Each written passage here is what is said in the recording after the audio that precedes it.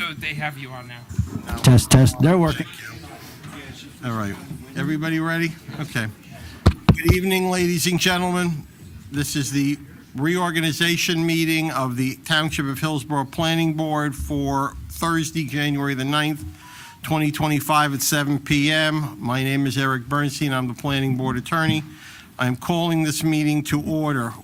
Before we have the salute to the flag, which I'll ask Mr. Coyce to lead us in, I'd like everybody to please stand and observe a moment of silence in honor of the 39th President of the United States, James Earl Carter, Jr.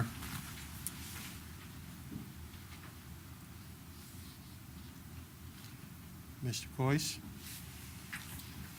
Allegiance to the flag of the United States of America and to the republic for which it stands, one nation, under God, indivisible, with liberty and justice for all.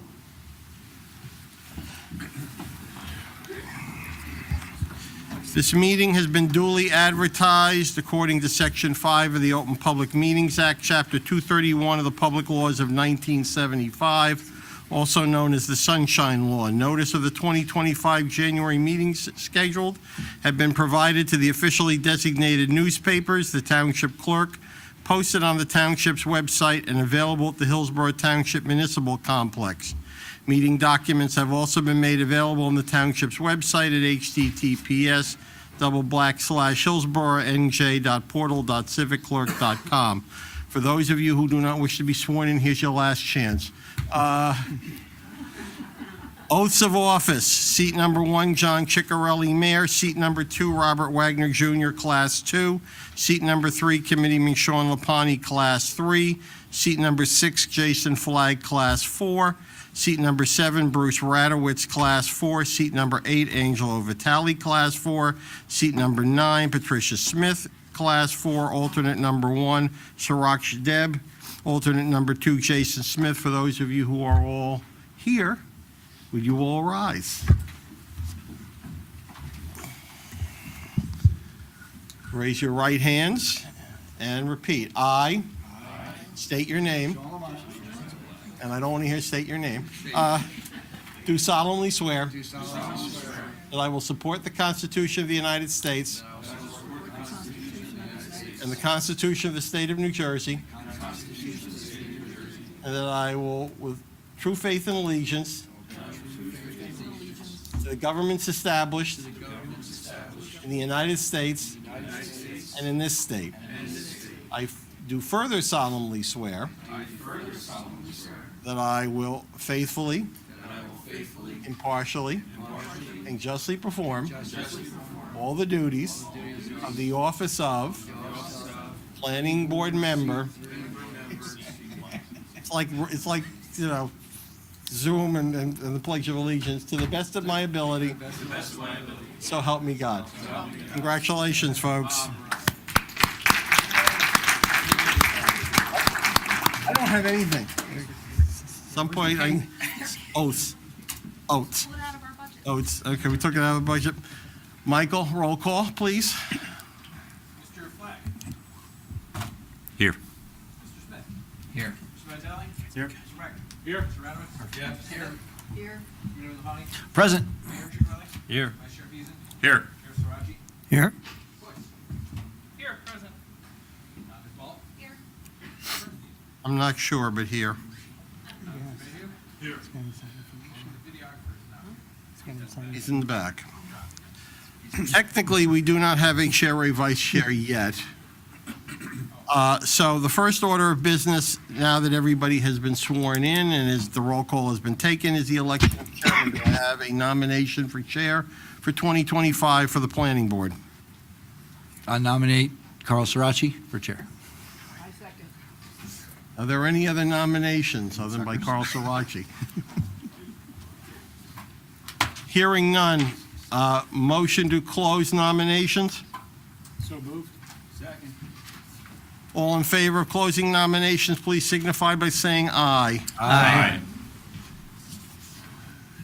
Mr. Lombardozzi, please call the roll for chair for Carl Sarachi for 2025. Mr. Flagg. Yes. Mr. Smith. Yes. Mr. Vitale. Yes. Mr. Wagner. Yes. Mr. Radowitz? Yes. Mrs. Smith? Yes. Committeeman Levine? Yes. Mayor Chicarelli? Yes. Mr. Beason? Yes. And Mr. Yes. You can say no. It won't matter. Mrs. Sirachi, it's all yours.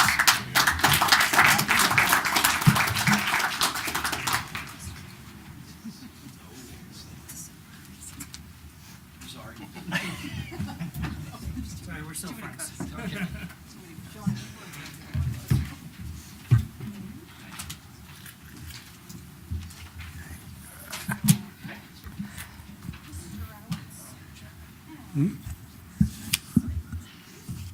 No, I do not have an agenda. Yeah. Thank you. That's helpful. Okay.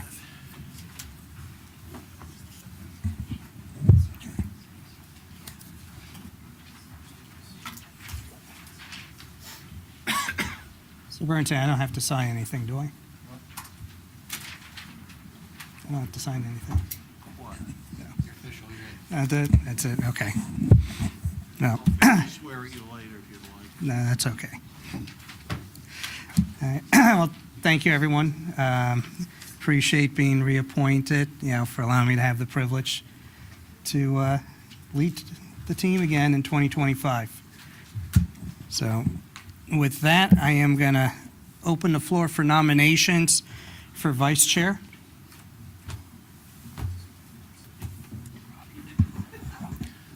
I'd like to nominate Rob Peason. Okay, are there any other nominations for vice chair? Okay, hearing none. May I have a motion to close nominations? So moved. Second. All in favor? Aye. Aye. Okay. Roll call for the election of Mr. Peason as vice chair. Mr. Black? Yes. Yes. Mr. Vitale? Yes. Mr. Wagner? Yes. Mr. Radowitz? Yes. Mrs. Smith? Yes. Committeeman Levine? Yes. Mayor Chicarelli? Yes. Chair Sarachi? Yes. Vice Chair Peason? Abstain. It's not unanimous. Chicken. That's it. Welcome back, Rob. Thank you. Okay, next up, I'm going to open the floor for nominations of of secretary. I'd like to nominate Patricia Smith as secretary. I'll second. She has a nice signature. Not qualified. Yes.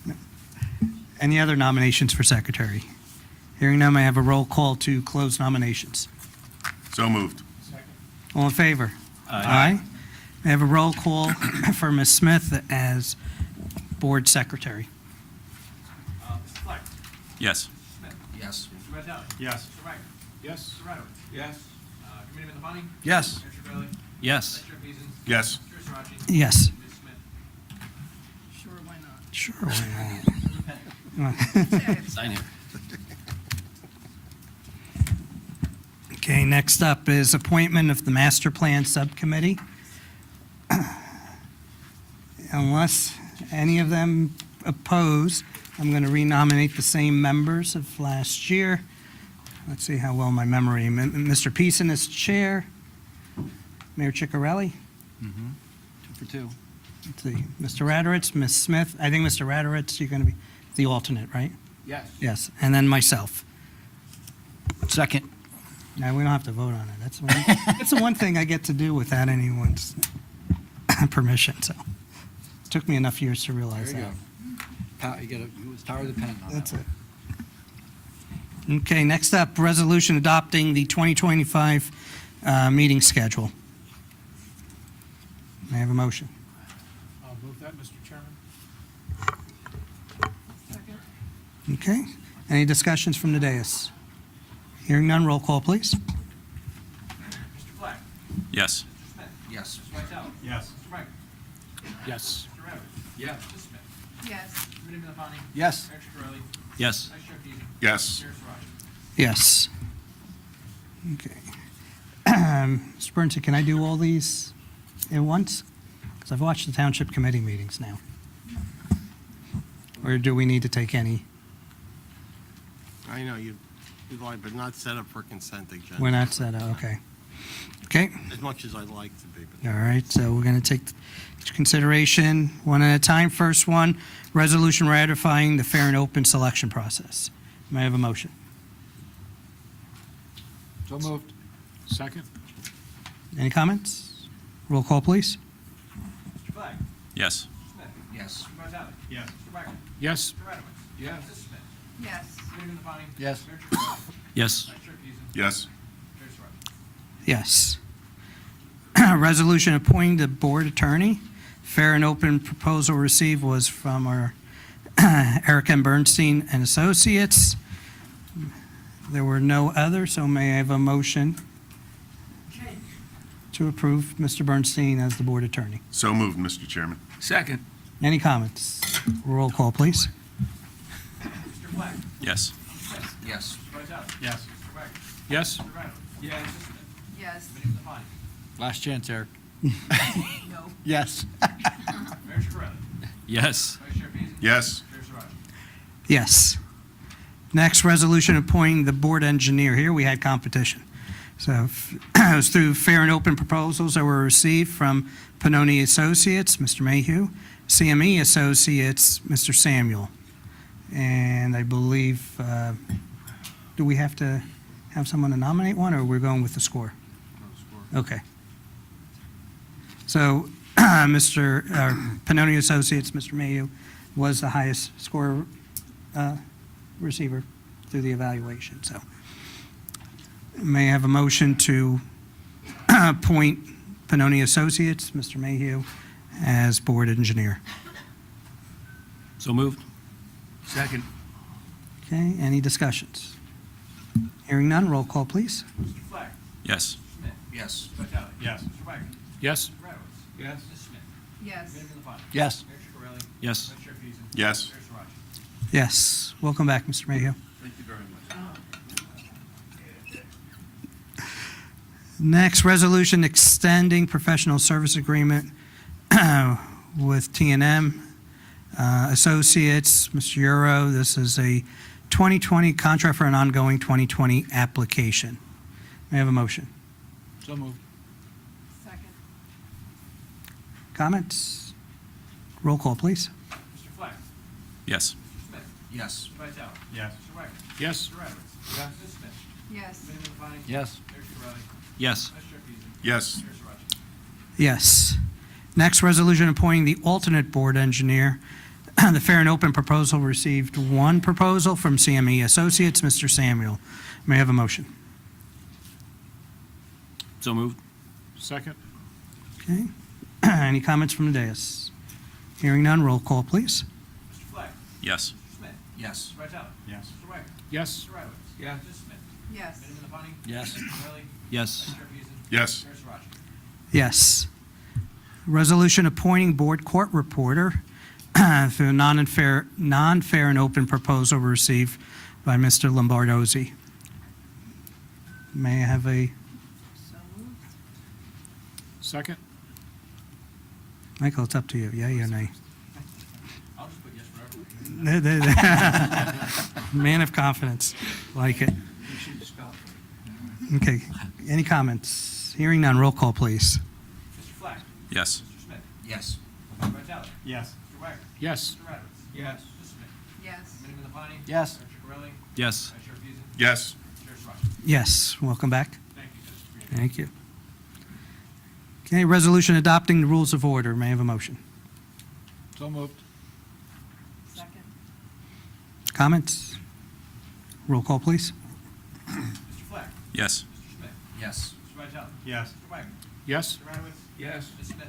Yes. Committee in the body. Yes. Mayor Chicarelli. Yes. Vice Chair Peterson. Yes. Chair Surratt. Yes. Next, resolution designating the officially designated news, or the official, yeah, resolution designating the official newspapers. May I have a motion? So moved. Second. Comments? Roll call, please. Mr. Flagg. Yes. Mr. Smith. Yes. Mr. Vitale. Yes. Mr. Wagner. Yes. Mr. Radowitz. Yes. Mrs. Smith. Yes. Committee in the body. Yes. Mayor Chicarelli. Vice Yes. Chair Peterson. Yes. Chair Surratt. Yes, and just, for the public's edification, the Hillsborough Beacon and the Courier News were the newspapers that are officially designated. Okay, next, resolution fixing charge for notice of meetings. So moved. Second? Comments? Roll call, please. Flag, Yes. Schmidt, Yes. Vitale, Yes. Mr. Wagner, Yes. Mr. Radowitz. Yes. Mr. Smith, Yes. Mayor Melhani. Yes. Mayor Scarpelli. Yes. Vice Chair Peterson. Yes. Mayor Sarachi. Yes. Resolution of open meeting policy. May I have a motion? So moved. Second. Okay. You get to sell that tie, too. Any comments? Hearing none, roll call, please. Mr. Flag, Yes. Mr. Smith, Yes. Mr. Vitale. Yes. Mr. Wagner, Yes. Mr. Radowitz. Yes. Mr. Smith, Yes. Mayor Melhani. Yes. Mayor Scarpelli. Yes. Vice Chair Peterson. Yes. Mayor Sarachi. Yes. And our final resolution, resolution of administrative procedures. May I have a motion? So moved. Second. There you go, another tie. Any comments? Hearing none, roll call, please. Mr. Flag. Yes. Mr. Smith. Yes. Mr. Vitale. Yes. Mr. Wagner. Yes. Mr. Radowitz. Yes. Mr. Smith. Yes. Mayor Melhani. Yes. Mayor Scarpelli. Yes. Vice Chair Peterson. Yes. Mayor Sarachi. Yes. With that, we'll move to comments from the public for items not on this evening's agenda. If there's anything you'd like to address the board, please feel free to come up, state your name and address for the record. Okay, seeing none, I will now entertain a motion of adjournment for the reorganizational meeting. So moved, Mr. Chairman. Second? All in favor? Aye. Aye. We are adjourned. Michael, do you need a, Need a break? well, I don't know. Okay. You know what? I need to fire up my laptop real quick. So I get to have my agenda. Sorry, take a sip. That's it.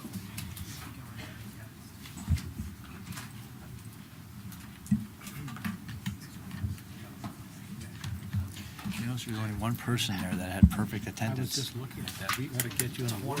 I'm on this side now. I know, I gotta.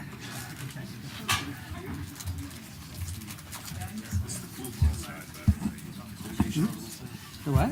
Because the cool kids are around. Well, at least all the kids with blue shirts. You two didn't get the memo.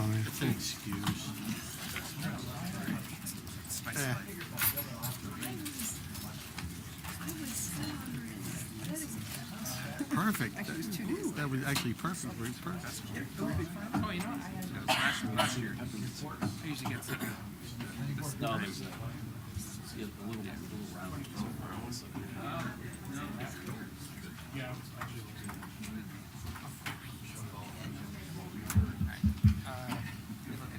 Pass them to the other side. Did they make it all the way down?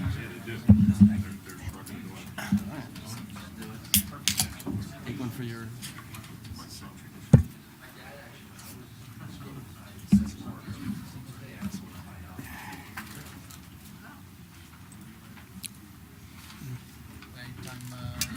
Yeah, yeah.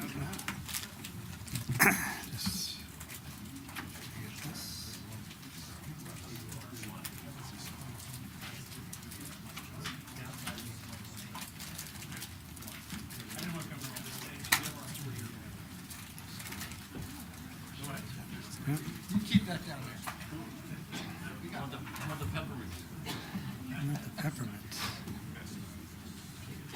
Different flavors? Yeah.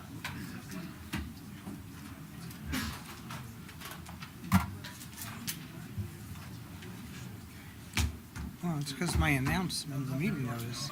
I don't know if I. Do I have to redo the announcement of the meeting notice?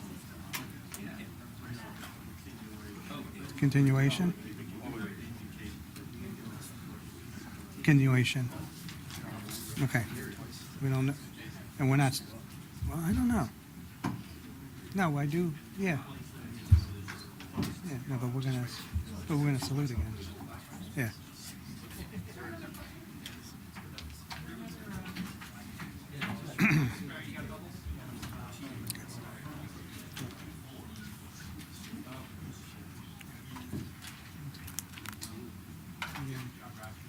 the dark chocolate.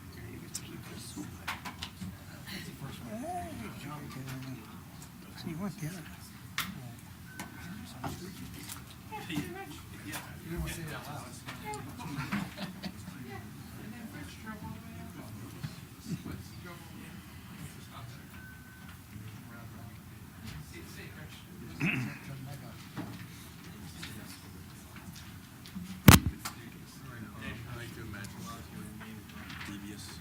Because I know that. She's in the business.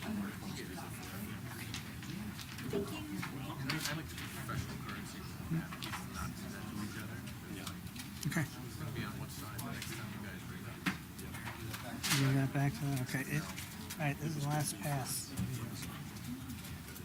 All right. We ready? Okay.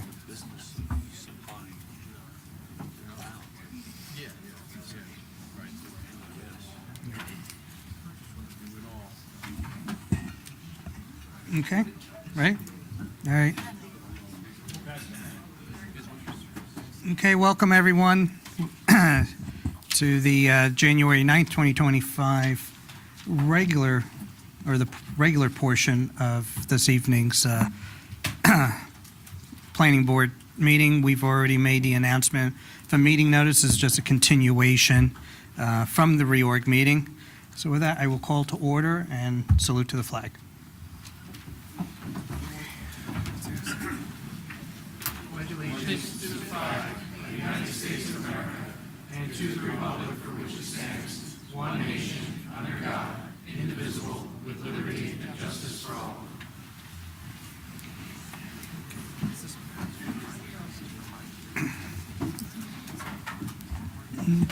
Okay. May I have a roll call of board members, and we should do township professionals again. Someone may have skipped out of here, right? No, we're going to do it. I'm saying they may have skipped out, so we want to do the, All right, yeah. Sure. Mr. Flagg? Here. Mr. Smith? Here. Mr. Vitale? Here. Mr. Wagner? Yes. Mr. Reynolds? Here. Ms. Smith? Here. Committeeman Lapani? Present. Mayor Ciccarelli? Here. Vice Chair Peason? Present. Chair Sirachi? here. Mr. Coyce? Present. Ms. Ball? Here. Mr. Bernstein? Yes. Mr. Mayhew? Here. And myself and supposedly the videographer are here. Okay. So welcome again, everyone. But first, I just want to formally welcome Jason Flagg and Jason Smith. Welcome aboard. So appreciate you willing to commit your time with us. You're not committed, but you're committing. So, okay, first up, we have consideration of the December 5th, 2024 meeting minutes. Mr. Bernstein? Mayor Ciccarelli, Mr. Wagner, Committeeman Lapani, Vice Chair Peason, yourself, Mr. Radowitz, Mr. Vitale, Ms. Smith. Eligible. Okay, may I have a motion to approve? So moved.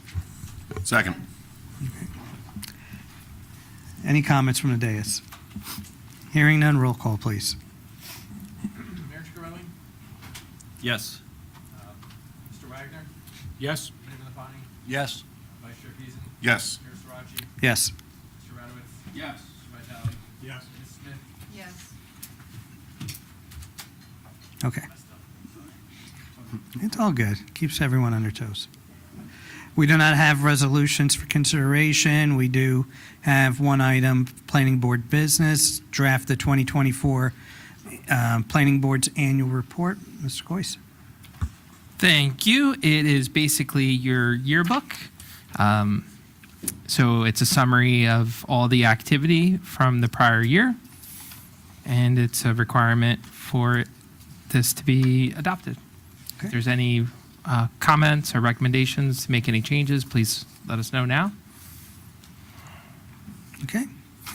May I have a motion to approve the 2024 annual report? So moved. Second. Okay, any comments? I do have one comment. Okay. Mr. Coyce, I was wondering if in the attendance sheet item D, you could possibly indicate by an asterisk when a board member was absent but reviewed the transcript and was eligible to vote from that meeting. So for example, I was absent on, let me pick a date here, June 13th, but I reviewed the transcript, submitted the proper form, and am eligible to vote for the matters that were heard on that day. So I think it's something to consider. Okay. I would actually suggest you do it. We have had a request for confirmation of people's attendance regarding another application, and I have a feeling they're going somewhat off that report. Okay, we can add an asterisk In the final version. in the final version. Okay, perfect, thank you. Thank you. So with that amendment, I forget who made the original motion? Mr. Aritz? Yes, I would make the same motion again with the additional comments of the mayor to amend the report. Okay, thank you. And Ms. Smith? Second? Okay, excellent. Any additional comments? Okay, hearing none, roll call, please. Mr. Flagg. Yes. Mr. Smith. Yes. Mr. Vitalli. Yes. Mr. Wagner. Yes. Mr. Radowitz. Yes. Ms. Smith. Yes. Chairman Labani. Yes. Mayor Chicarelli. Yes. Vice Chair Peterson. Yes. Chair Sarachi. Yes, we do not have consideration of ordinances, so now we'll move to business from the floor for matters not on this evening's agenda. Okay. Oh. Please come to the mic, state your name and address for the record. Please refrain from any comments or directly or indirectly regarding warehouses, and please keep comments to a 5-minute limit. Good evening. Maria Janusik, 720 East Freck Avenue, Manville, New Jersey. I'm also a Hillsborough Township property owner, Block 86, Lot 32155 Camp Lane Road. The property 303 Amwell Road was approved for purchase by the Hillsborough Township Committee, the governing body. So why is that still an application before this board? No, I guess we'll find out when we move to that part of the meeting, because that's on the agenda. Well, that's the thing, of why is it still on the meeting? Why is it still on the agenda? We will address it when we get to that part of the agenda. That will be addressed. Thank you. I checked it. I'll check it again.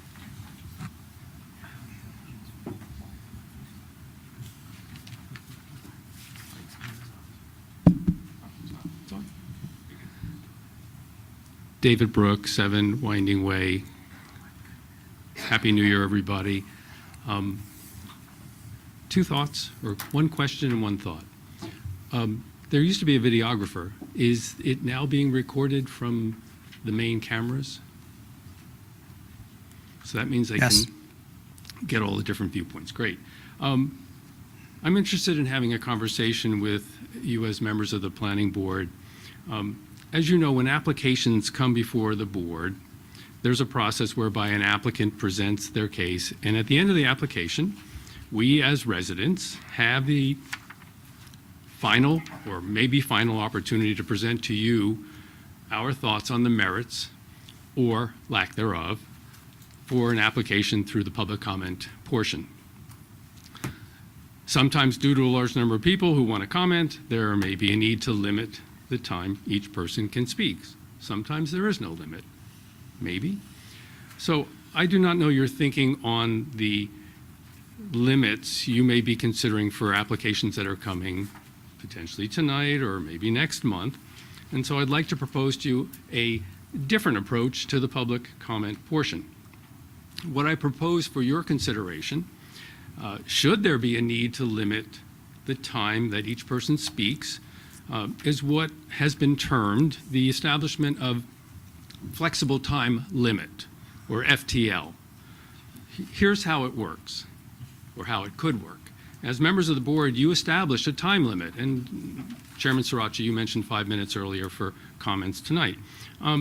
So you set a time limit, let's say it's 5 minutes, right? As comments are presented, and if the chairman and members of the board determine that the comments are noteworthy, and relevant, then I would ask that you waive the time limit as long as the information will allow the board to make a more informed decision. In fairness to the board and in full disclosure, you provide a caveat to us, the public, that says the flexible time limit, if you put it in place, you reserve the right to end that person's FTL should their comments no longer be relevant or become duplicative. To me, it's a win-win situation for both the public and the board because it allows you to gather the best information available and the public the opportunity to help in that process without being cut off in mid-sentence. Not that it's ever happened to me, but it has. So I'd like to thank you for your interest and your willingness to consider this proposal, and I'm certainly available to answer any questions that you may have should you be interested in this idea. I think it's imminently workable, and I think it allows you to do the best job you can do, and it also allows the public to feel a real part of the process. So, any questions? Thank you for your time. Okay, thank you. Any other members of the public? Okay, so now we're going to move on to public hearing on this evening's applications. First up is 303 Amwell Road, JMJ4 Abil LLC, file number 21-PB-17-MSPV, time of decision, March 28th. Should that be of this year? It's showing in my notes 24. Yep. It's It's on the agenda as 20, Oh. no, it's on mine is 24, so just for the purpose of the record, it's 25. It's 25. Okay. Excuse me. The application's been adjourned from the December 12th, 2024 meeting agenda due to a date determined by the board without further notice. Application to be scheduled only at this meeting, extension of time provided, okay, through March 28th, 2025. And I believe, Mr. Ogrodnik, you're representing. Good evening, members of the board. I'm Michael Ogrodnik, Savo-Schalk Law Firm, on behalf of this applicant. As Ms. Janusek pointed out, this is an application that is still in the contract phase of the purchase and sale agreement. There was an isolated portion of an environmental concern. There was some dumping on this lot, and my colleague, Ms. Gillespie, and the Township Attorney, Mr. Willard, are still working out the scope of the remediation necessary to convey this property for open space. So we've engaged numerous environmental professionals. I believe a phase 1 and phase 2 has been completed. So we would just ask for an adjournment. And the reason for the adjournment is we want to keep this application alive since there's been zoning changes that impact the permitted uses in this zone. Although there is a resolution to purchase this property, it hasn't closed yet, so we would just ask for an adjournment to allow the parties to work out some of the details, again, related to the environmental contamination. Okay. And I was remiss, I don't know if Mr. Craig Berlin's in the audience? Okay, because I know he's the objector, so, but he's not here. Okay. So do we need to pick an official date?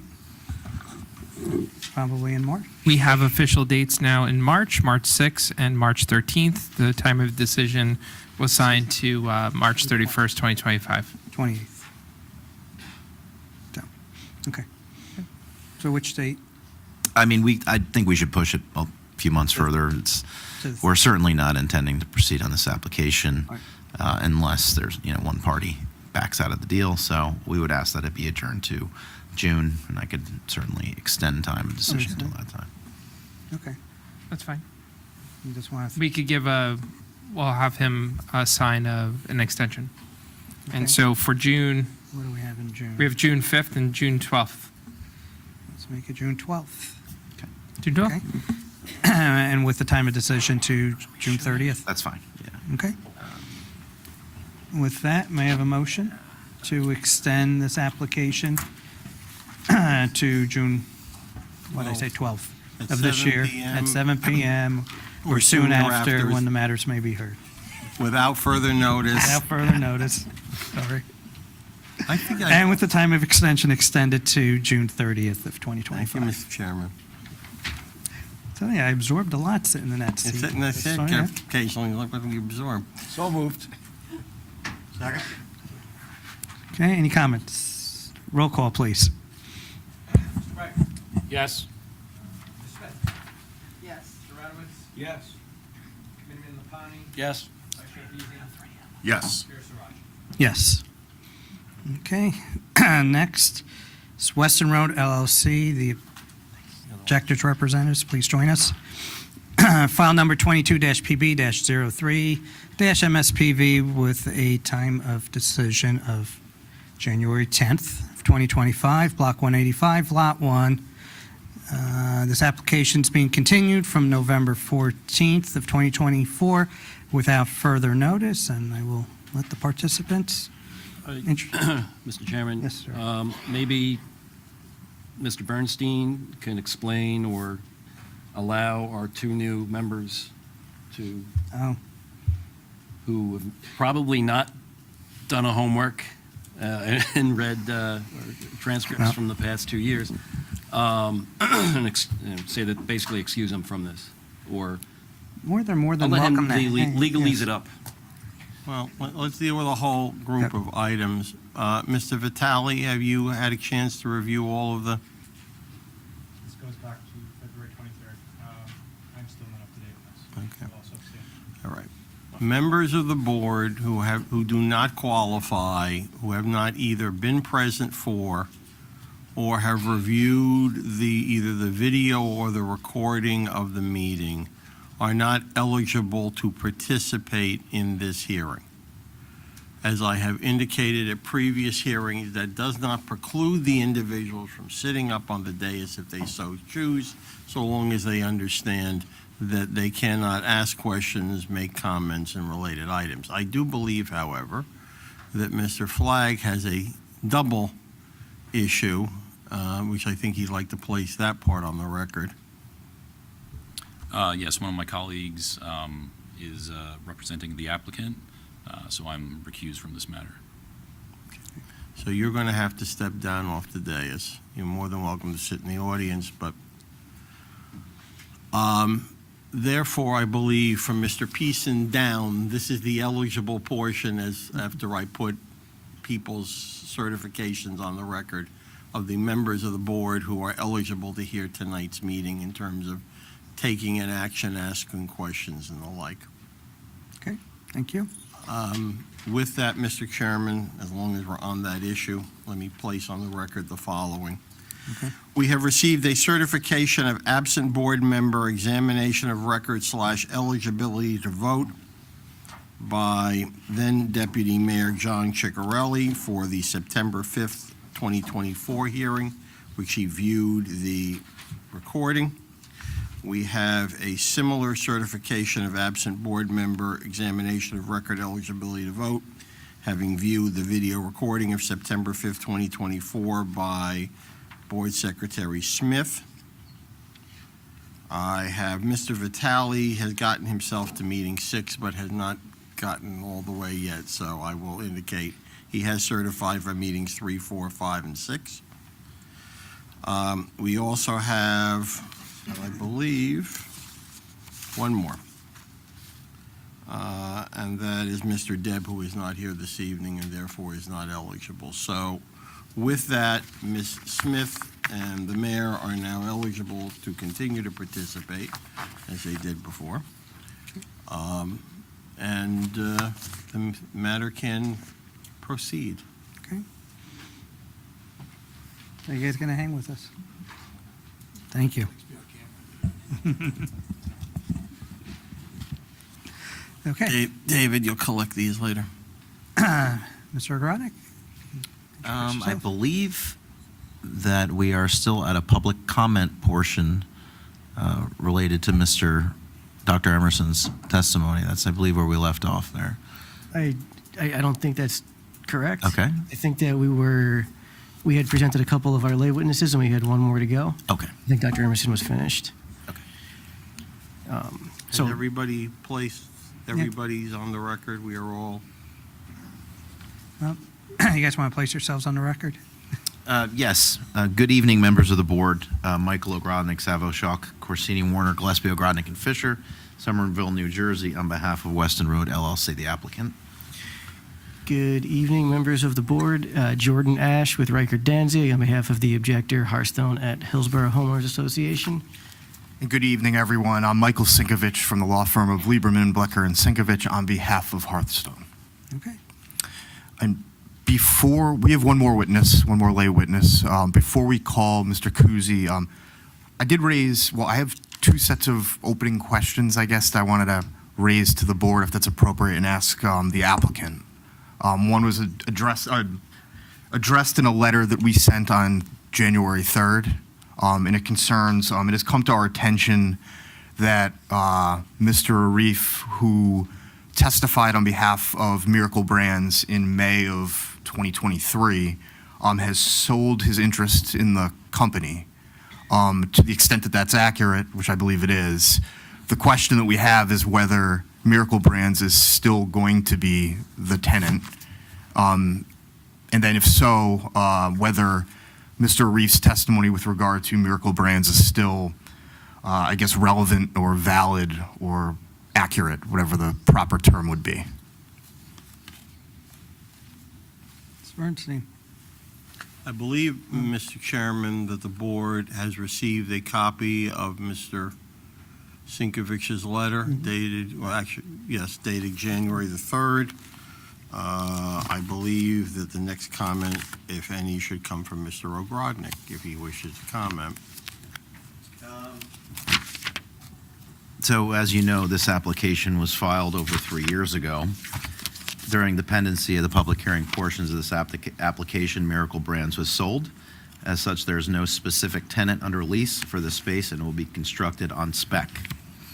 I will note that unlike a use variance, where the concept of intensity of a proposed use or proposed tenant is relevant, the municipal land use law allows for municipal regulation of the uses of land only, not regulation of who may own the land or tenants, or what legal form that ownership or other possessory interest may take. It's quoting Cox and Koenig, a learned treatise. Conditions that make a land use approval for a permitted use personal to a property or a specific tenant are invalid, quoting De Felice v. Board of Adjustment. So just like, any warehouse in town or any industrial use in town, I would submit that the tenant that's here today is probably not going to be here in 100 years or 500 years. So Miracle Brands was sold, and there is no specific tenant identified. However, in reviewing prior testimony and prior cross-examination from both the public, Mr. Tarantino and Mr. Sinkovich, this was hashed out and addressed squarely with our traffic testimony, Mr. Dean, who testified that he did not use site-specific, tenant-specific data in his conclusions related to trip generation. Rather, he relied on the Institute of Traffic Engineers and the data as if this was a quote-unquote general warehouse. So yes, the business has been sold, and there are no tenants currently. Certainly a building wouldn't, of this, even if it was approved, wouldn't be built for years, so there's certainly no tenant in place. And I would refer to prior testimony related to on-spec construction versus site-specific, tenant-specific construction, and that obviously the majority of construction in the state of New Jersey and anywhere is built on spec. Mr. Ogrodnik, is the applicant or the owner is still purchasing a third of the warehouse? As far as, he's not part of Miracle Brands, but who's now running the application? So, I actually don't know the specific ownership interest, but I could. But I don't really have I believe that that he will be an owner of the proposed project. Well, The only reason I ask is because obviously they're the one that's presenting the application. If the ownership should change, then we have obviously the standing issue. No, we're still under contract with Guastella, and the applicant is still intending to construct this project. Okay. I guess my only follow-up comment to that, not to belabor the point, is that this board has, throughout this application, in my understanding, possibly other similar applications, required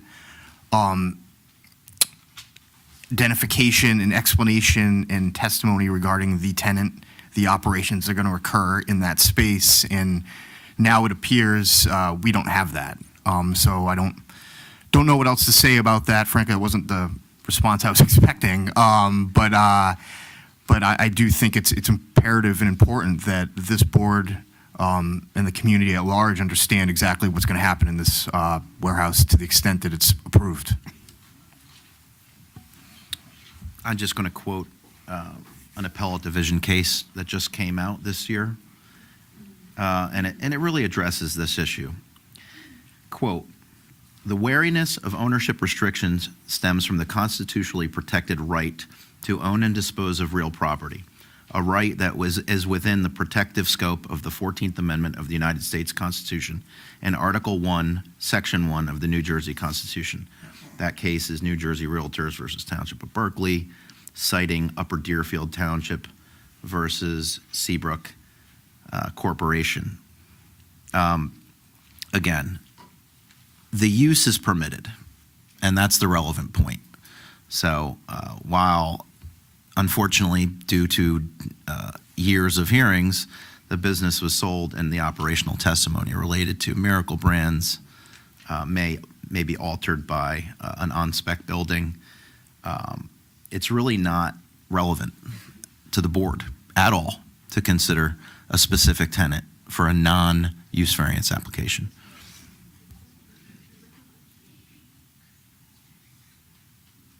Again, not to belabor the point, one last comment, I promise, and that is, our professional planner and our planning analysis went into a lengthy description and analysis as to whether this technically is a warehouse use or another use such as, I believe it was truck terminal, I could be quoting that wrong.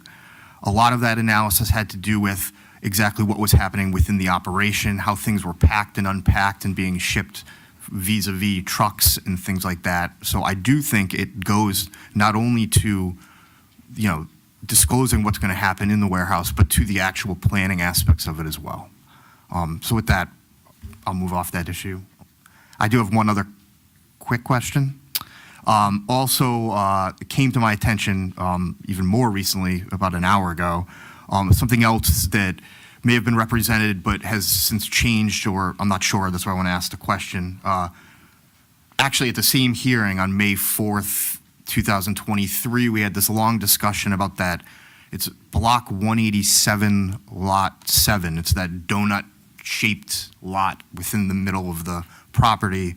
At that time, it was at least my understanding, and I hope I'm recalling correctly, that the applicant was in the process of, whether it's the applicant or a related entity to the applicant, was in the process of foreclosing on that donut-shaped property. But it is my understanding, and it is another question for the applicant. It's my understanding that foreclosure has not gone through in the past few years. I know there was a U.S. Supreme Court case that sort of changed the way tax sale foreclosures occurred. But I just was wondering if we could be apprised of the status of that property and its ownership, et cetera.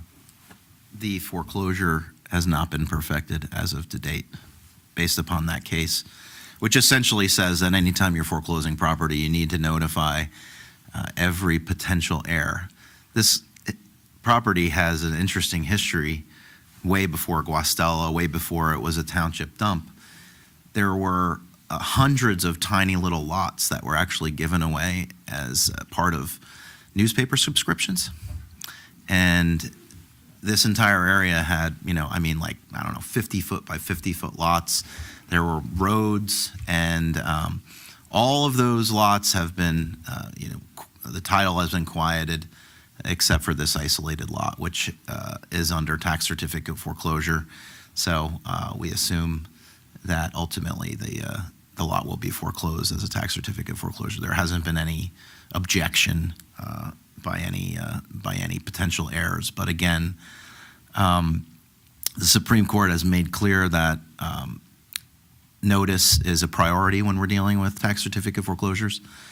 So we're going back a chain of title of, a century, and unfortunately that leads to a mess for attorneys trying to quiet title because there's potentially hundreds of claimants. That's my only comment. So it's not perfected yet. Just one last follow-up. Do we have a timing? Do you know of timing? I don't know if you're handling it No. or not. But. Okay. That's all I have, Mr. Chairman. Okay. Guess you're Can we ready call for our your next witness? one? Yeah. We'd like to call Richard Kuzi, a Hearthstone resident. And this will be our last witness. Want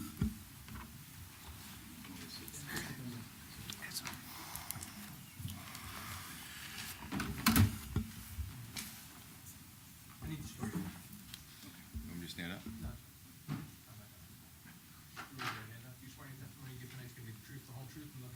Yes.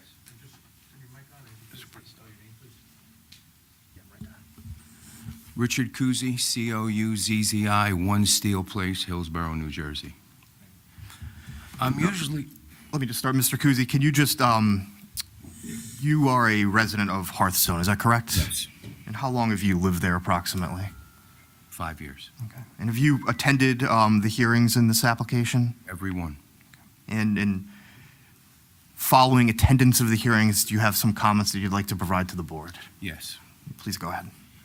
I'm usually not at a loss for words, but after what I just heard, I'm going to give my presentation. Some of it might not be applicable now because I didn't know of these underlying stories, so just bear with me. If I do say something that's not accurate, I should not say, but I'm not going to change this on the fly.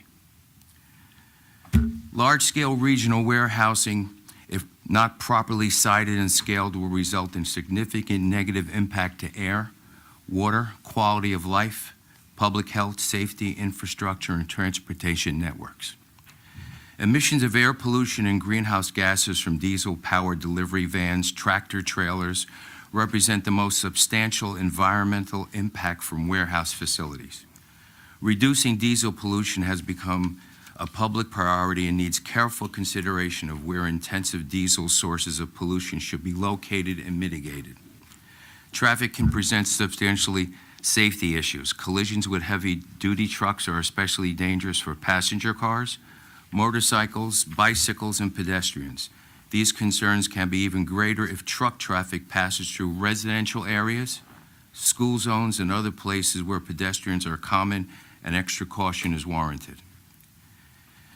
The noise associated with logistic facilities can be among the most intrusive impacts on nearby sensitive receptors, such as residential areas, schools, parks, and other places where pedestrians, groups of people are residing. Various sources, such as unloading activity, diesel truck movement, can contribute to substantial noise pollution that can cause hearing damage after prolonged exposure. Here we go. How much traffic? Again, this is done before we don't know who's buying the property. It's a secret. Applicants stated they operate out of Jacksonville, Florida. I remember all this, and utilize 5 bays.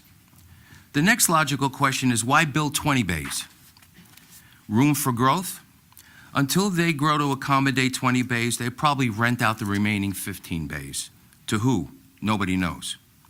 I doubt they will leave 15 bays empty. We have still not been told of how many employees they will be at this location. Again, we don't even know who's buying the property now. They're proposing 99 parking spaces when township requires 45 spaces. Plus, they're proposing 28 parking spaces for cars. Applicant has not submitted a business plan that was requested by the board. I do remember that also. How in the world do you finance a $20 million construction project without a business plan? You can't. The hours of operation have fluctuated over the years. Again, over the past 3 years, it was 5 days, then it was 7 days. Now it's 24 hours a day, 7 days a week. right across from a 55 and older retirement community.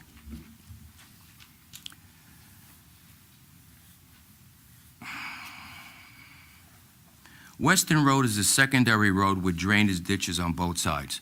A car on Weston Road does not have the capability to move onto the shoulder or to make way for a tractor trailer. There's no shoulder, it doesn't exist.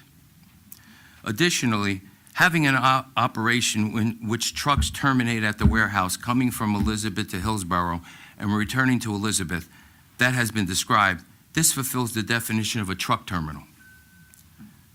A truck terminal 100 feet across from the street from Hartstone. If Manville is successful in denoting Kennedy Boulevard as a weight-restricted road, that means all the trucks going to this operation will come through Hillsborough down Weston Road. There's no other way to get there. Trip calculations from the traffic study presented are based on the size of the building, that's my assumption, which is large enough by square footage to fit 2 football fields inside that building. This building is 501 feet long and 275 feet wide. However, in the calculations we were talking about with traffic, there was no mention of 20 bays. Therefore, any mention of traffic needs to be calculated by 20 bays, not 5, because originally the applicant stated they were going to use 5 bays. Their experts stated that there would be 20 to 40 trips a day, according to a calculation. The IDE projected 79 trips. So 79 times 4 is 316 trips a day, 100 feet across the street from a 55 and older community. How much light? My company has 455 locations, just like this and even larger. The lights will be on 24 hours a day, no exaggeration. How much noise? Again, my company has 455 locations. Unloading activities, backup alarms, diesel truck activity, and increased noise pollution will cause hearing loss after prolonged exposure. Again, across from a 55 and older retirement community. I just note my objection for the record related to alleged noise and diesel and any type of other emissions pollution. Not been qualified as an expert. No expert's been submitted on behalf of the objectors. Witness cannot testify that there is an increase in pollution or any other detrimental impact without expert testimony. Can I ask a Now, Can I ask a audience, question? please, not attorney. For the purposes of the record, I would advise the board that the individual is not here in any expert capacity, is not providing, I assume, any expert testimony, but that his testimony cannot be considered as part of the board's deliberation as expert in nature. I was going to agree with Ms. Bernstein. I'm not an expert. I was going to say the same thing. But I've been here for 3 years. I've listened to every bit of conversation. I've read everything I could. I can read. Again, I'm not an expert. This is my opinion. I'm a resident and I live there, and I'm going to smell this stuff when they drive down Weston Road. Okay, stormwater.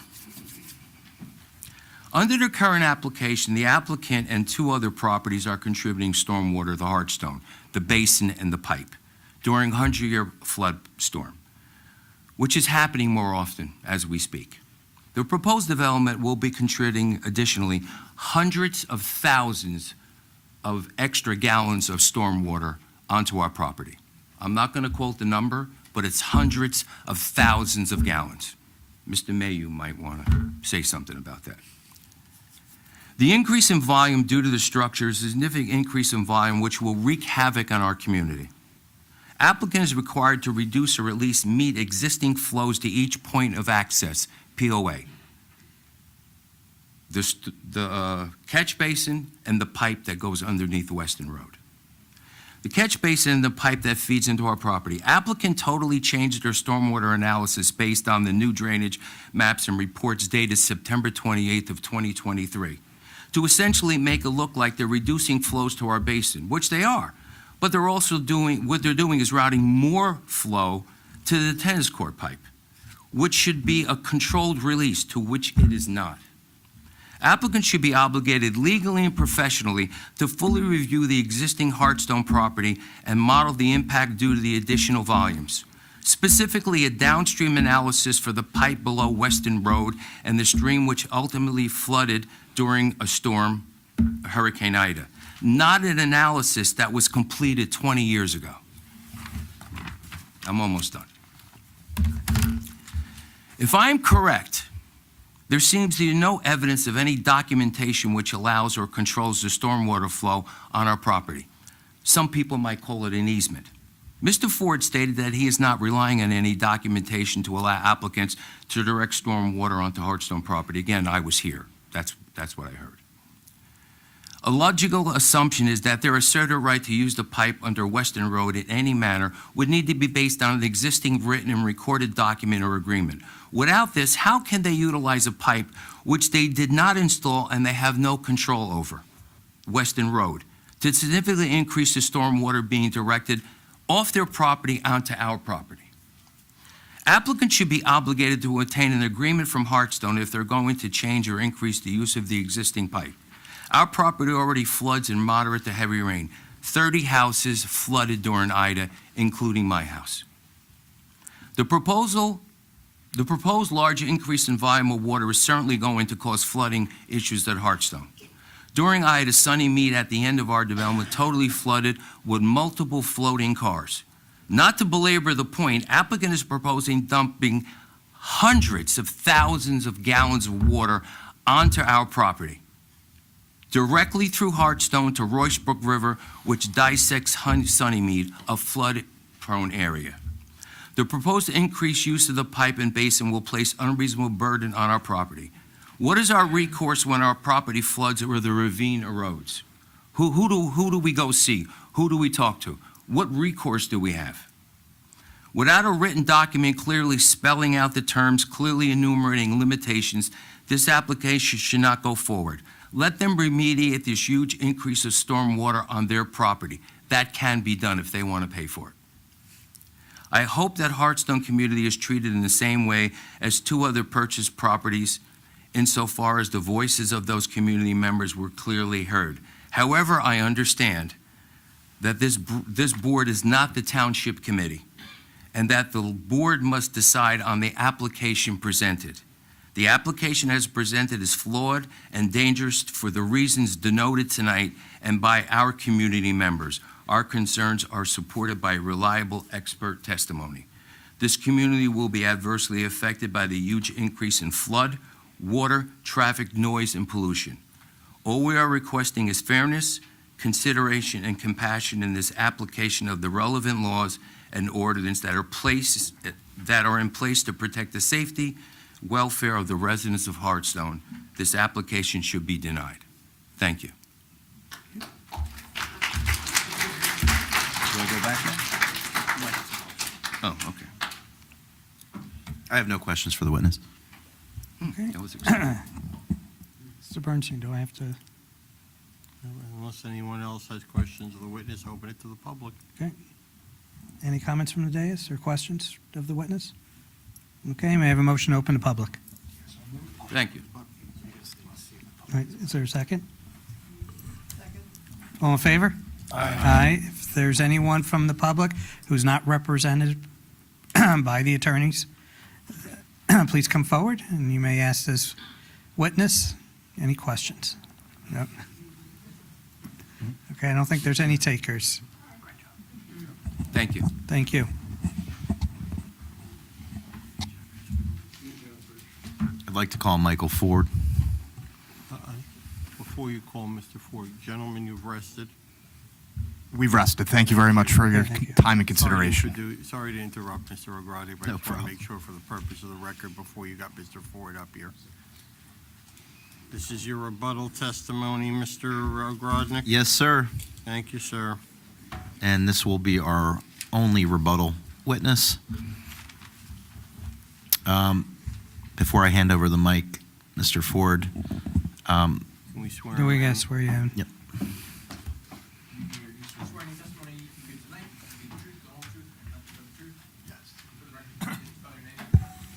Michael Ford, Ford.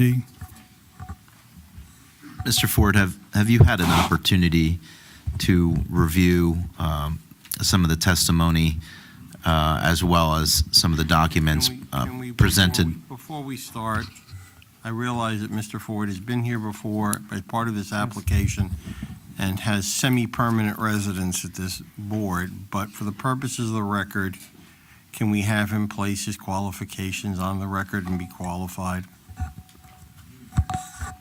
Okay. Yes, Michael Ford with Van Cleef Engineering, 34 years as of this past Tuesday. I've appeared before this board numerous times. I'm a licensed professional engineer in the state of New Jersey for more than 30 years. License are current, Mr. Ford? Yes. Okay, no changes since the last time you were here. No. Okay. So there's no objections? We will approve, or accept. Please continue. So, Thank you, Mr. Ogrodnik. yeah, I'm just going to let you kind of respond. Have you had an opportunity? I know you were here last meeting. You heard the testimony from Dr. Emerson. Is that correct? And you've prepared a rebuttal report dated December 27th. Yes. And Yes. and could you just identify your report and any exhibits for the record? Okay. Yes, we prepared a letter dated December 27th, 2024 that was submitted and should be on record at Civic Clerk, as well as a couple of exhibits regarding the overall drainage area of the Royce Brook. Could you please, for the edification of this application, go through some of the salient points related to the stormwater management, the issues that were raised by Dr. Emerson? Okay.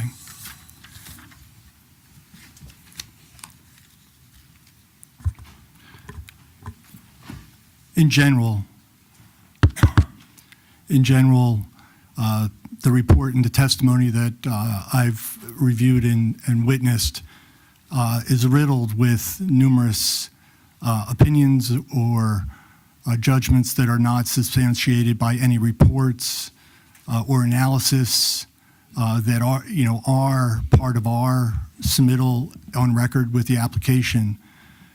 In addition, the report really neglects those substantial reports and documents that are on record as part of the application that have been submitted, most specifically with regards to stormwater analysis and the downstream analysis, is that in March of 2023, so nearly 2 years ago, there was a report prepared by our office and submitted with the application that wasn't site-specific, just the drainage from the specific site, but actually included a stormwater analysis for both this site and the Hearthstone community site. And this was part of my prior testimony. And in summary, basically that report illustrated that with the on-site stormwater management mitigation that's proposed as part of the project, the peak flow at the downstream location of that analysis through the Hearthstone community would be reduced. And that's including a report that takes into consideration all the runoff from this site, including the assertions that there's additional volume of runoff from this site, and it's going to have an adverse impact on the flood elevations at other areas. And this report illustrates that even with the increase in volume, because of the on-site stormwater mitigation, that is the detention basin, which is a pond-constructed wetland that has a storage volume to hold back water and release it at a slower rate such that the peak flows are reduced, demonstrates that stormwater facility reduces the peak flow in the proposed condition, and therefore would reduce the flood or the 100-year water surface elevation at that analysis or that point of analysis downstream of the Hearthstone community. So I think it's important to note that while there, certainly, we've all experienced flooding, there's concerns about flooding, putting the emotional side about, as well as the over 11,000, virtually 11,000 acre drainage area of the Royce Brook as it enters Manville. So, but what I want the board to understand is, without just relying on opinion or my experience, there was actually a detailed analysis done. And that has been on record with the township since March of 2023. And to date, I haven't had, other than listing it in a review comment by the objector's engineer, or even the township and board engineer, I have yet to be aware of any acknowledgement of the results of that report or comments on that report. That's one.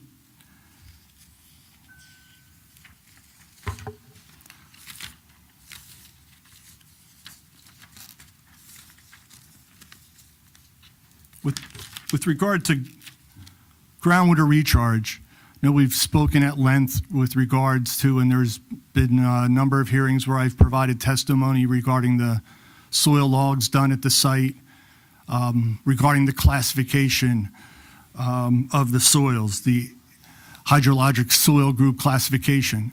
And I want the board to understand factually the published data that identifies the anticipated hydrologic soil group classification for a soil is not based on site-specific studies at the site that we're talking about. And in this case, there's been a substantial amount of soil testing done to, in my opinion, not to reclassify it, but to classify it accurately with site-specific data. It's just like as if I look at published documents from aerial maps that assert a wetland area on a site, and I rely on that instead of a site-specific study that gives you the limits of wetlands. Any development application that we've been involved with certainly provides greater credence to site-specific studies. And then specifically, unlike other review agencies, the objector's report and testimony fails to acknowledge that that same data that they're reviewing and opining on has been reviewed by the Delaware and Raritan Canal Commission, the Somerset Union Soil Conservation District, as well as the board's engineer. And in my December 27th letter, I cite the specific reviews that each and every one of those reviewers have acknowledged the classification as a result of the soil testing. That, I think, is enough, but certainly, and we'll get to this tonight, hopefully the review report that we received from the board's engineer this afternoon suggests that and knows that there's wetlands on the site that'll be disturbed by the project, and we need a NJDEP, a New Jersey Department of Environmental Protection approval for the disturbance of those wetlands. Part of the permit review for the disturbance of those wetlands will include stormwater runoff analysis. And we'll get to the January report, but it's suggested that while there may be a determination that the hydrologic soil group based on that site-specific study is D, that certainly is subject to DEP verification. That's another agency in addition to the Delaware and Raritan Canal Commission and the Soil Conservation District, as well as a prior report by the board's engineer. And certainly we don't disagree with that. We understand that that'll be a requirement. And that, I think, gives everybody a greater understanding that the critique of our detailed analysis site-specific studies, including the quantity review that I referenced earlier, is yet again going to be reviewed by another review agency, NJDEP. Then lastly, with regards to the 3 criteria for stormwater management, we're providing for on-site groundwater management or water quality runoff treatment by manufactured treatment devices. These are devices that are located adjacent to catch basins and intercept the initial flow off of the motor vehicle surfaces or the dirty water surfaces. And we're providing for that. And again, the Delaware American Canal Commission in their review of December of not 2024, but actually 2023, so over a year ago, acknowledged that the project design is in compliance.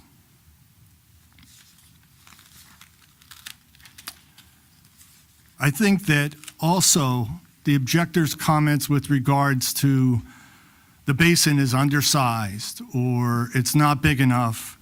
I would like to remind the board, as part of my prior testimony, that not only when this project was submitted in 2022, there was one rainfall criteria, and that basically for a 100-year storm was 8.2 inches of rainfall in a 24-hour period.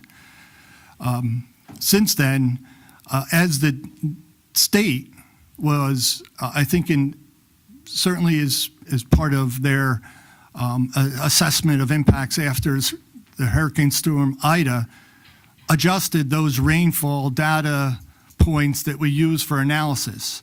And even before the new standards were adopted by NJDEP, we revised the design of the project to accommodate those new rainfall data. And that actually included not one additional analysis, but 2 additional analysis, both for what they call the current adjusted and the future basically projected flows. And that 8.2 inch runoff or rainfall in 24 hours has increased by nearly 150% in the new analysis. And the design of the basin accommodates that. And this, again, was not acknowledged in any of the review reports, nor was the fact that, and this is part of my prior testimony as well, the basin, since initial submittal, has been expanded and provided additional stormwater storage volume so that the runoff rates were not only reduced by what the required reductions are for the 2, 10, and 100-year storms, but the release rate was slowed down to a point where, in accordance with the Environmental Commission recommendation to hold back even a greater volume and release it at a later time than what is basically there's no requirement for. We met the peak reductions. This was meeting the peak reductions, but also send that peak out at a later time, which requires a bigger detention basin. So I think it's misleading to, on one hand, say, the basin's not big enough yet, and that's in a statement like, well, there's going to be storms bigger than the 100-year storm. But there's no factual basis in design. If I had another regulation that said I had to design it for another higher storm, the 500-year storm, certainly we would do that. So I think it's misleading to say that it's not big enough, but there's really no target or regulation that says it isn't big enough. Then there's also a misnomer to say that it's using retaining walls or a dam. Just the statement of a dam, I feel might cause some fear in people, but every single detention basin has a dam. We normally call it an embankment, and they're only very large dams with great drainage areas that would require any kind of NJDEP permit. So while certainly it's correct to maybe as in accordance with the state regulations, say that this is the embankment's classified as a dam.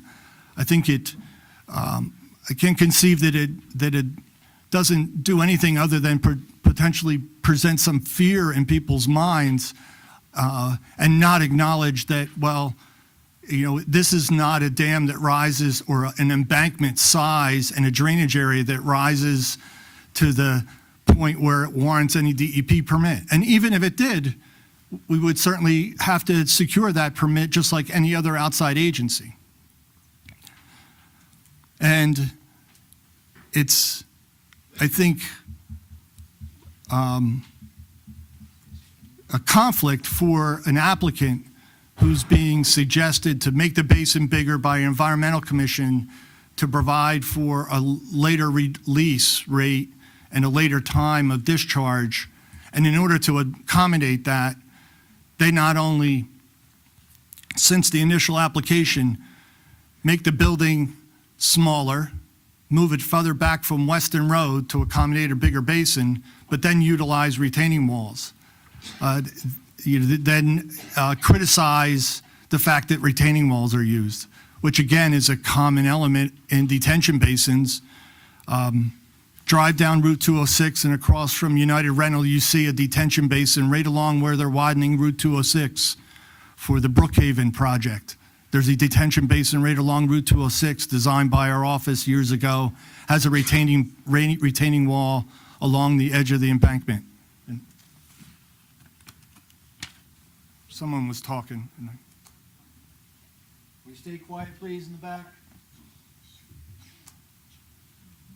Thank you.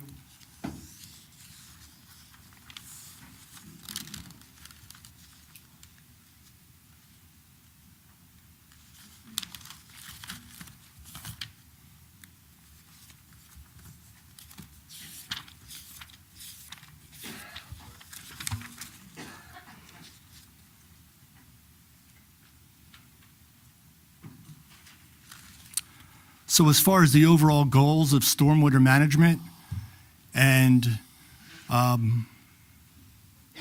even in considering not specific criteria like the reduction requirements for the peak rate runoff for the 210 and 100-year storm, but more vague comments about downstream flooding and impacts off-site.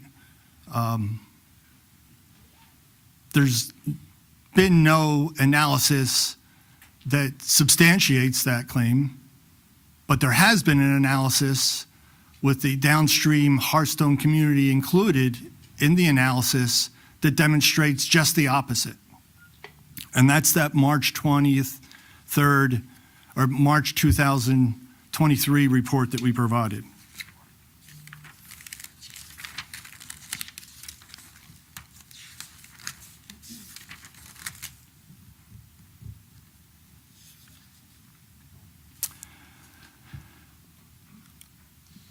The pipe that the detention basin is connected to drains Weston Road. To my knowledge, there's no drainage within the Hearthstone community it's connected to. It runs through the Hearthstone community, and as I recall, it was a pipe draining the south side of Weston Road to the north side of Weston Road. That is from our project site under Weston Road onto the Hearthstone community. And as part of the Hearthstone project, it was constructed and rerouted basically to accommodate some of the improvements on the Hearthstone community, namely the tennis courts and the community center in that area. It's a closed pipe, like has been stated. It right now, today, is not adequate for the runoff from this existing site, our site. Because, and by virtue of the stormwater management facilities that would be implemented as part of the project, the flow to that pipe would be reduced. The peak flow would be reduced. Therefore, the operation of that would be improved. And that's even with the change in runoff for our on-site area, taking some of the drainage area in one portion of the subject site and putting it through this detention basin and stormwater management facility, and then connecting to that and discharging to that pipe. So the thought by just changing drainage areas has some adverse impact has been completely addressed by virtue of the detailed analysis, and yet there was no comment on the peak flows being reduced at that pipe. And this assertion that you can't change drainage areas, our site today, the subject site, the applicant site, drains toward Weston Road. There's 2 pipes under Weston Road, one going under Weston Road and connecting to the Hearthstone Stormwater Management Basin. Another one, as I just stated earlier, which was improved and rerouted around improvements on the Hearthstone site, but drains Weston Road. The end result is our site will drain to Weston Road. The fact that a portion of the applicant's site has been designed so that it goes through a stormwater management facility to control peak runoffs is an improvement. And the result of that also was a reduction in the peak flow to the pipe that goes under Weston Road and connects directly into the Hearthstone Basin. And these were changes that were made after the initial application submittal, and it is my recollection that there was substantial concerns about additional flow to the Hearthstone detention basin, and the changes in the design changed that and reduced the drainage and the peak flow to the Hearthstone existing detention basin.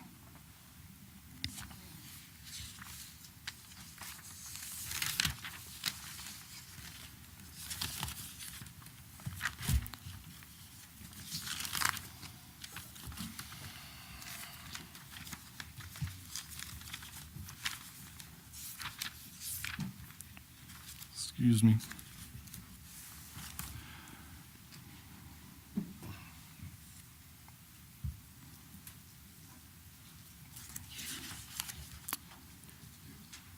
These are not new numbers. These are numbers in the stormwater management report dated September of 2023. This was part of my prior testimony, but I just want to highlight a couple of numbers now. So what we're calling POA 1, or point of analysis 1, is that existing pipe coming from the subject application site under Weston Road and eventually connecting to the Hearthstone community and detention basin. And point of analysis, or POA 2, is the pipe where the proposed detention basin is connected.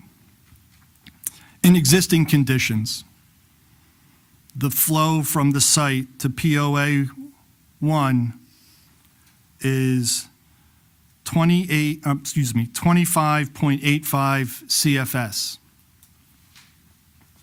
That's the pipe that leads to the existing Hearthstone detention basin. And that is for the future 100-year storm. That larger, virtually 12 inches per hour, or 12 inches in 24-hour storm. In the proposed condition, that 25 CFS is reduced to 1.71 CFS. For POA 2, the pipe that is a closed pipe, goes under Weston Road, routes around the improvements on the Hearthstone community, and then drains and discharges into the same tributary that the Hearthstone community detention basin discharges to. So those drainage areas meet up right there on the other side of the Hearthstone basin. So for our POA 2, in the existing condition, the flow to that point is 50.5 CFS, whereas in proposed condition, it is reduced to 27.7 CFS. So nearly half. And I'm sure you've heard me at many other applications, we talk about the required reductions for the 100-year storm, and that's 80%. So this is substantially less. And when you total the two of those, POA1 and POA2 together, in existing condition, the peak flow is 76.4 CFS, and in the proposed condition, the peak flow is 29.4 CFS. So nearly 40% of the existing condition.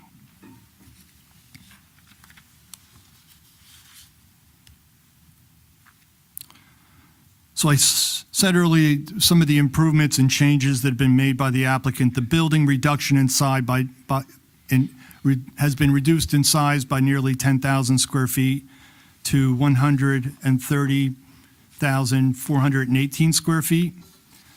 The number of parking spaces has been reduced from 139 as previously as part of the initial application down to 99 parking spaces, or a reduction in 40 parking spaces. And this was in response to suggestions and concerns that the applicant heard. The reduction in the building size increased the front yard setback, that is the distance from the building to Weston Road, increased it from basically 160 feet back from Weston Road as initially submitted to 202 feet from Weston Road, while 50 feet is the minimum required. So the building at its current location is 4 times further back from Weston Road than what's required.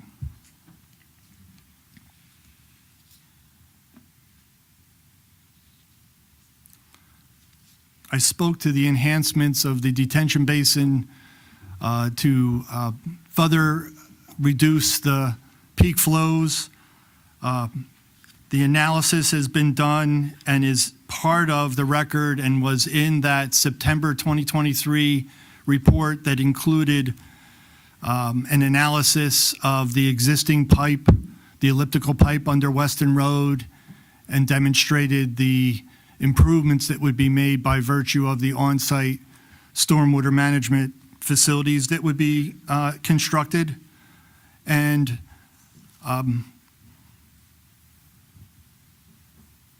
every detention basin has an emergency spillway. In this case, the emergency spillway was also shifted from facing Weston Road to face the easterly access driveway to the site. And certainly any backup in that existing elliptical pipe, because there's no inlets on the Hearthstone community or connections from the Hearthstone community into that elliptical pipe, it wouldn't have an adverse impact on them. It would have if anybody, it would have an adverse impact in backing up onto the applicant's property.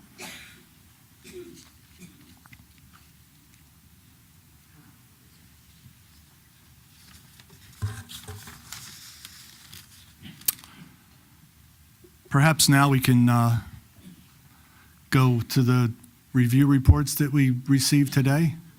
How you doing, Michael? Okay.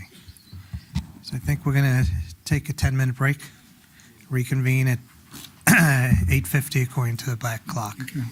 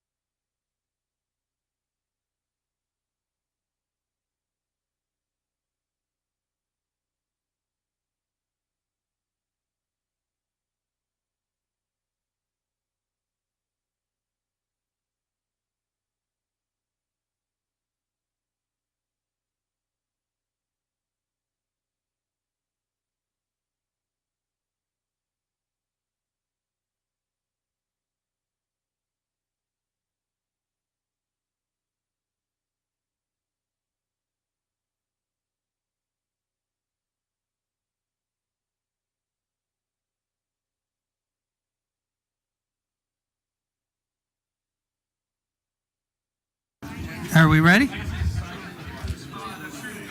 Where's the cameras? All right, look at that. He's telling us we're back. Okay, we're back in session, everyone, because the TV is back. The man behind the curtain has turned the cameras on. That's right. Okay. Good? Yep. Okay. Before Mr. Ford continues, if I could just ask for the sort of point of order, I guess. Seems like we're moving past the rebuttal testimony now to addressing the letters from today. In the board's preference, of course, would we want to do the cross-exam of the rebuttal testimony and then do the letter testimony, or do we want to just let Mr. Ford go through everything he has to say? Because I think, are you going to be rebutting, I guess, the letters? We received two Right. we received two letters from the township today. Yeah. Okay. So And typically we would, I don't think it'll take long for us to get through them. Yeah. I'm not even arguing for a preference, I mean, I'm just asking. Okay. Because, I mean, one way or the other, he's going to get to those two letters, but,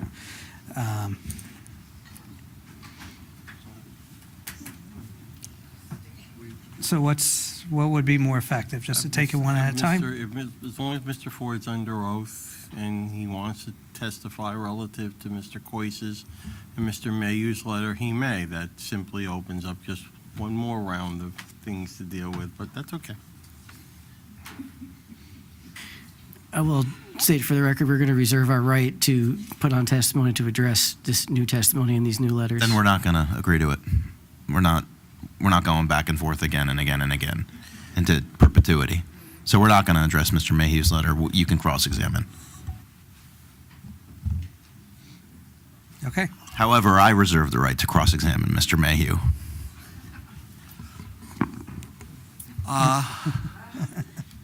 Last time I looked, I believe I asked that question before and was told, no, the only witness I'm going to call is Mr. Ford.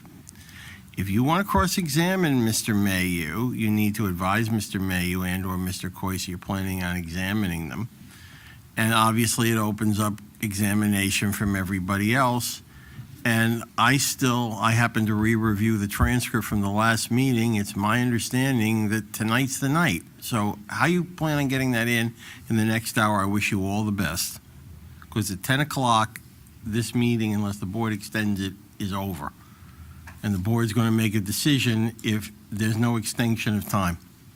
So I leave that to you, Mr. O'Grodin. All right, we're ready for Mr. Ash's cross-examination of Mr. Ford. Go ahead, Jordan. All right, thank you very much. I was hoping to get a connection to the computers here.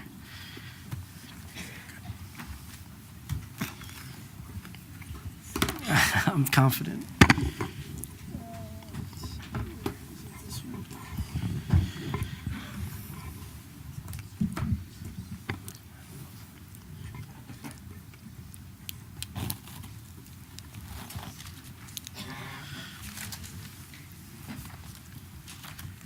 There we go. There you go.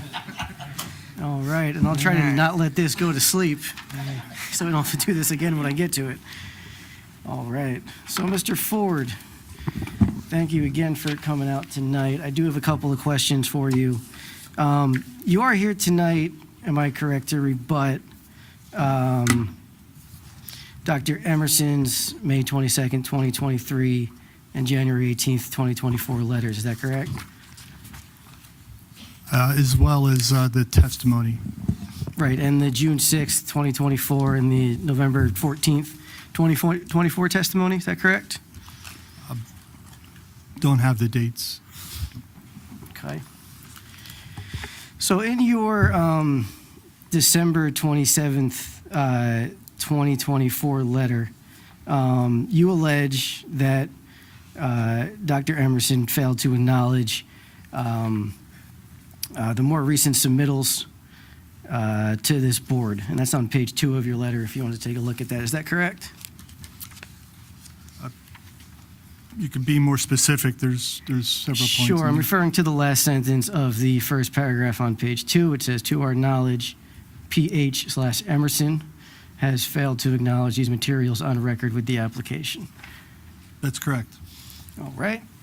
And you did review Dr. Emerson's testimony, is that correct? Yes. Were you here for that testimony? I believe I was here for one and watched the other one. All right. So I'm going to read to you real quickly from that testimony on June 6th, 2024. I asked Dr. Emerson the question, have you had a chance to review the application that is pending before the board tonight? Answer, yes, I have. Question, and have you developed an opinion as to that application? Answer, I have developed an opinion that is summarized in part in my letter of May 22nd of 2023.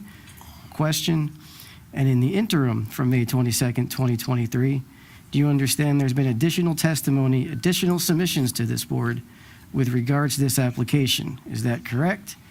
Answer, correct. Question, and have you reviewed those submissions in that testimony?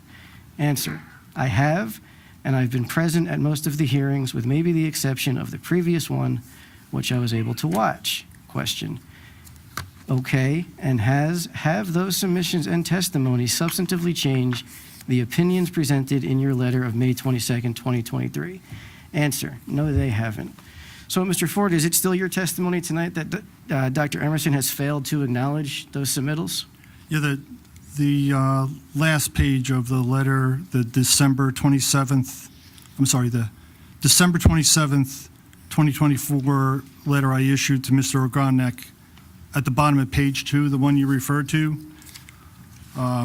it states that, therefore, the soil and all the review agencies' documentations were issued prior to Princeton Hydro Emerson January 18th, 2024 letter to you. I'm sorry, where are you reading from? I'm on the last page, on the last sentence of page 2. I see it now, So yes. in other words, Dr. Emerson wrote a letter to you in January of 2024 asserting to this board that no new submissions had been made when in fact there was a September 2023 stormwater management report issued that included all of the new soil test data. And again, to my knowledge, there hasn't been any acknowledgement of that new soil data nor any review comments issued by Dr. Emerson since that date. And then, in addition, Let me finish. I'm speaking to the documents on the record, nor was the testimony or the prior report issued acknowledged the outside agency approvals. Okay, and that's your testimony displayed what I just read to you from Dr. Emerson's testimony. Objection asked and answered.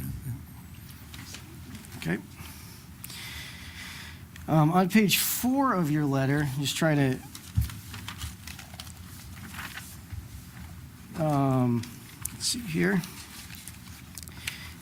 You also state that PH/Emerson fails to acknowledge the results of an off-site stormwater impact analysis dated March 8th, 2023, as provided by the applicant. That's on the last paragraph at the bottom of the page. You see that? Yes. All right. I'm going to read to you a much shorter exchange from the November 14th, 2024 testimony, which you have reviewed, correct? Yes. Okay. This is a question by Mr. Ogrodnik. Why didn't you analyze the off-site impact report that we had produced? Answer from Dr. Emerson. Oh, I'm sorry. I reviewed it. I analyzed it. Question. Okay. All right. Answer. And I referenced it. So is it still your testimony tonight that Dr. Emerson has still failed to acknowledge that report? Yes, and here's why is you're taking a snippet of testimony and reviewing the whole context of the testimony. I don't recall one point where Dr. Emerson acknowledged the results of that report or disputed the results of that report.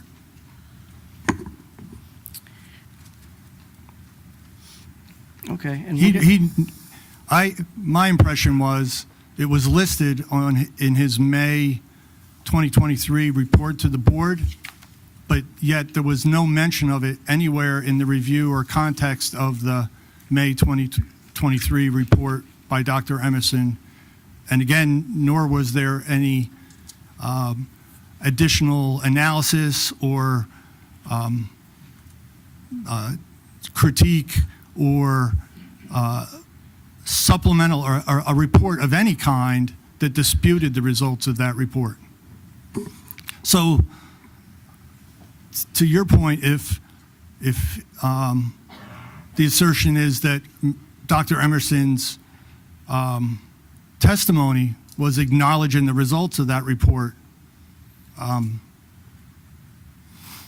think that would be what the record then would result, because there has been no dispute or counter testimony regarding the results of that report that demonstrate that the project has no downstream impact when analyzed together with the Hearthstone project.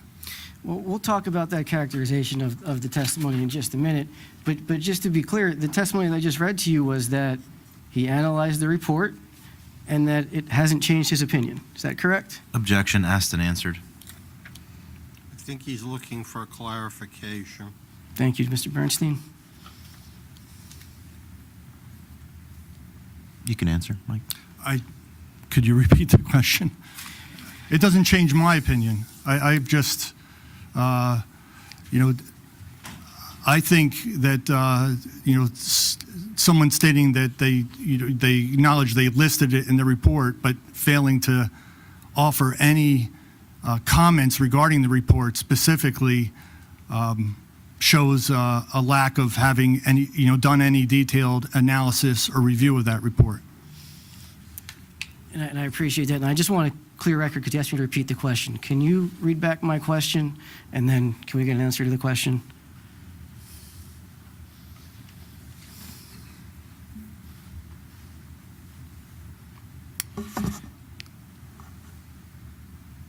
Just to be clear, the testimony that I just read to you was that he analyzed the report and that it hasn't changed his opinion. Is that correct? That's what is the testimony on the transcript. I don't dispute that. Okay. So in your letter then, on page 2 again, you discussed the several other review agencies that were failed to acknowledge. One of which I believe is the DRCC, is that correct? You're on page 2 of the December 27th report? Yes, sir. Yes, letter report? Yes, sir. Okay. And the DRCC is the agency that did change its mind at least once with regards to this application, correct? I would not characterize it as changing their minds. I would characterize it as they had review comments they requested to be addressed. There was never, for example, to my knowledge, a result in the DRCC review that said that the soils couldn't be reclassified based on site-specific testing. They just asked for additional data. After previously saying that they were satisfied, is that not correct? That's because the project changed. The basin got twice as large because of Environmental Commission comments and the other items that I've enumerated. Okay, and is a second review agency the Somerset Union Soil Conservation District? Correct. Okay, but they don't review the stormwater, do they? They are provided with a copy of the stormwater management report, and specifically within Chapter 12 of the BMP manual, it suggests that when you're classifying the hydrologic soil group, you consult with the local soil conservation district, which we did, and after their review of our submitted materials, concluded that the project was approved by them. Right, and that approval says, and I quote, "This approval is limited to the soil erosion and sedimentation controls specified in this plan." Is that not accurate? That includes all the stormwater management aspects, correct. So, just to clarify your testimony there, soil erosion and sedimentation controls you're testifying involves the stormwater management plan?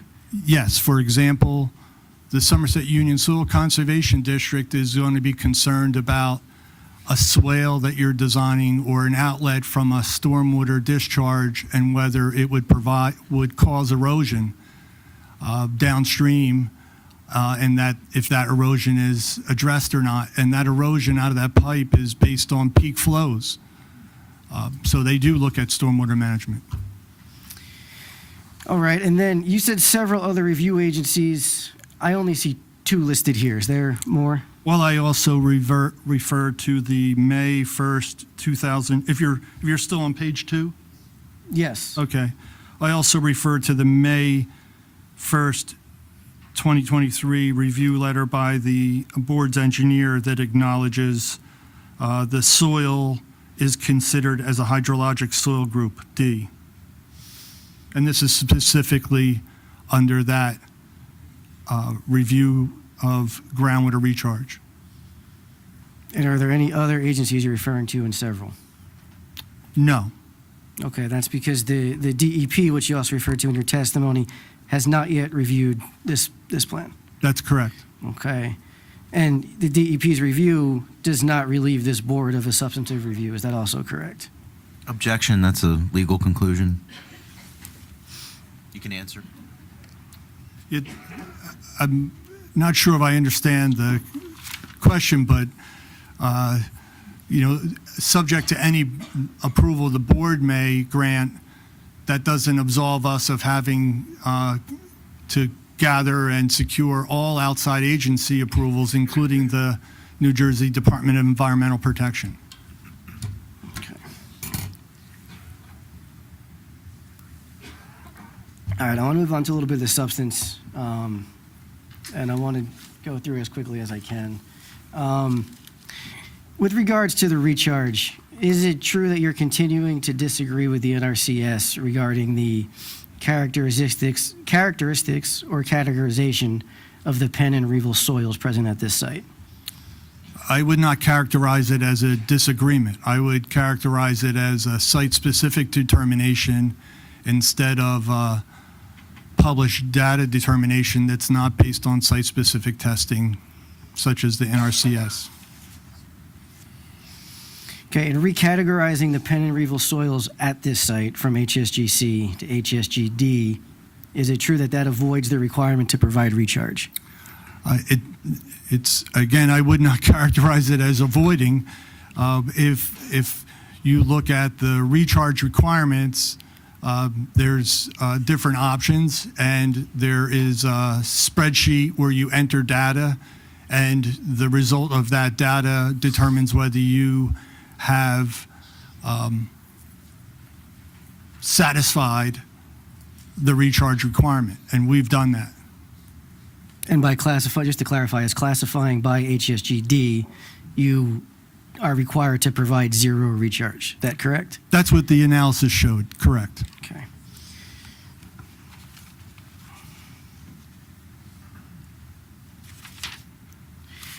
All right, I want to go on to water quality. Oh, there it is. All right.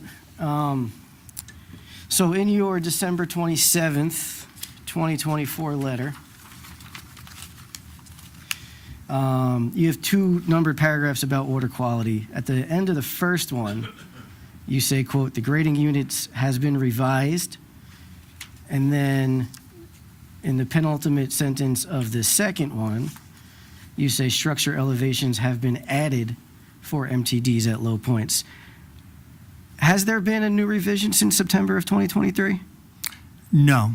So these has been revised and has been added. That's referring to the September 2023. Okay, so that's not then directly rebutting Dr. Emerson's testimony.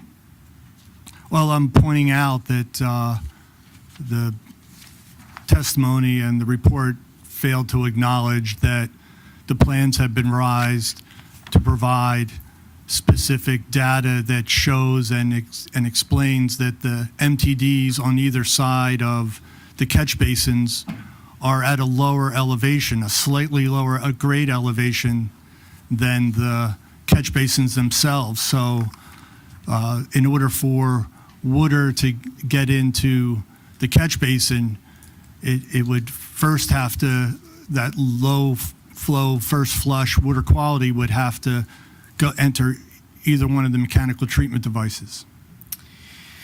All right, I want to show you what's up on the screen here. This is what was marked as O2. It's an excerpt from your site plan, sheet 7. The blue markup is added by Dr. Emerson for his testimony. And help me understand this here. So can you see my cursor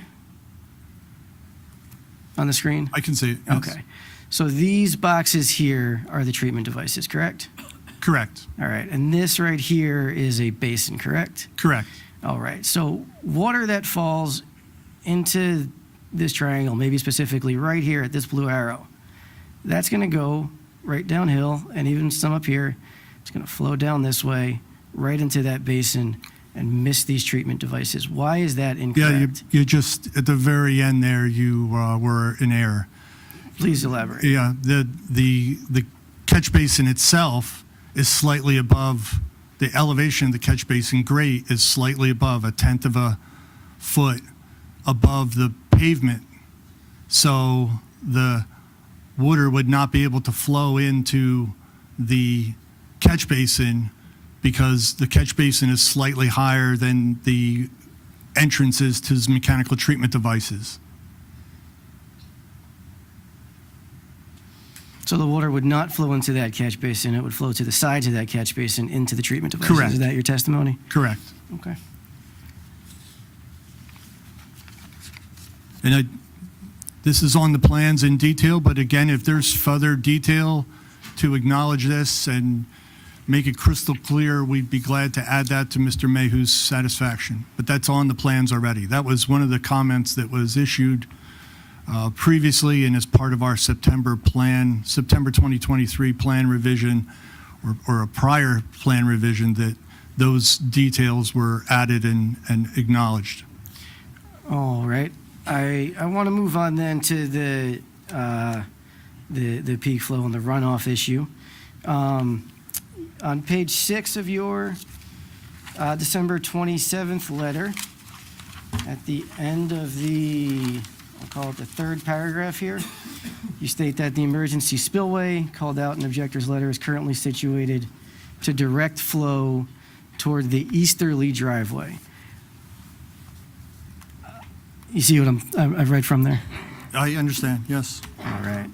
So oh no, it's not gonna. All right. So this is your preliminary and final major site plan from September 26, 2023. And this right here is sheet 7. And I see, it's kind of tough to see. I don't want to keep zooming and make this go slower. But I see right here, it says 40-foot wide spillway. And I'm going to zoom a little bit because I think this is important.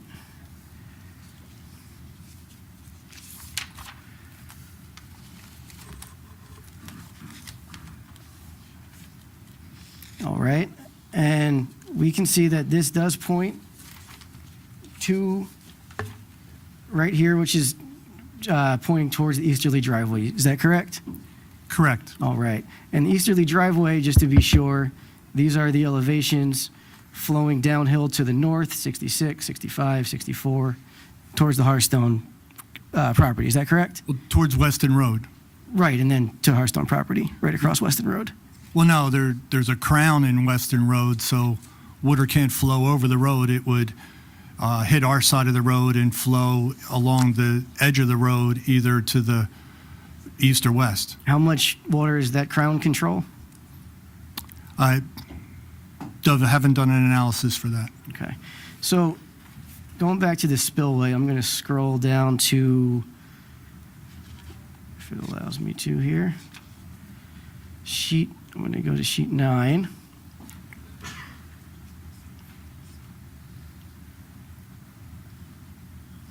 There we go. And there's the basin again. And on this sheet 9, I don't see any call out of the emergency spillway. Is that accurate?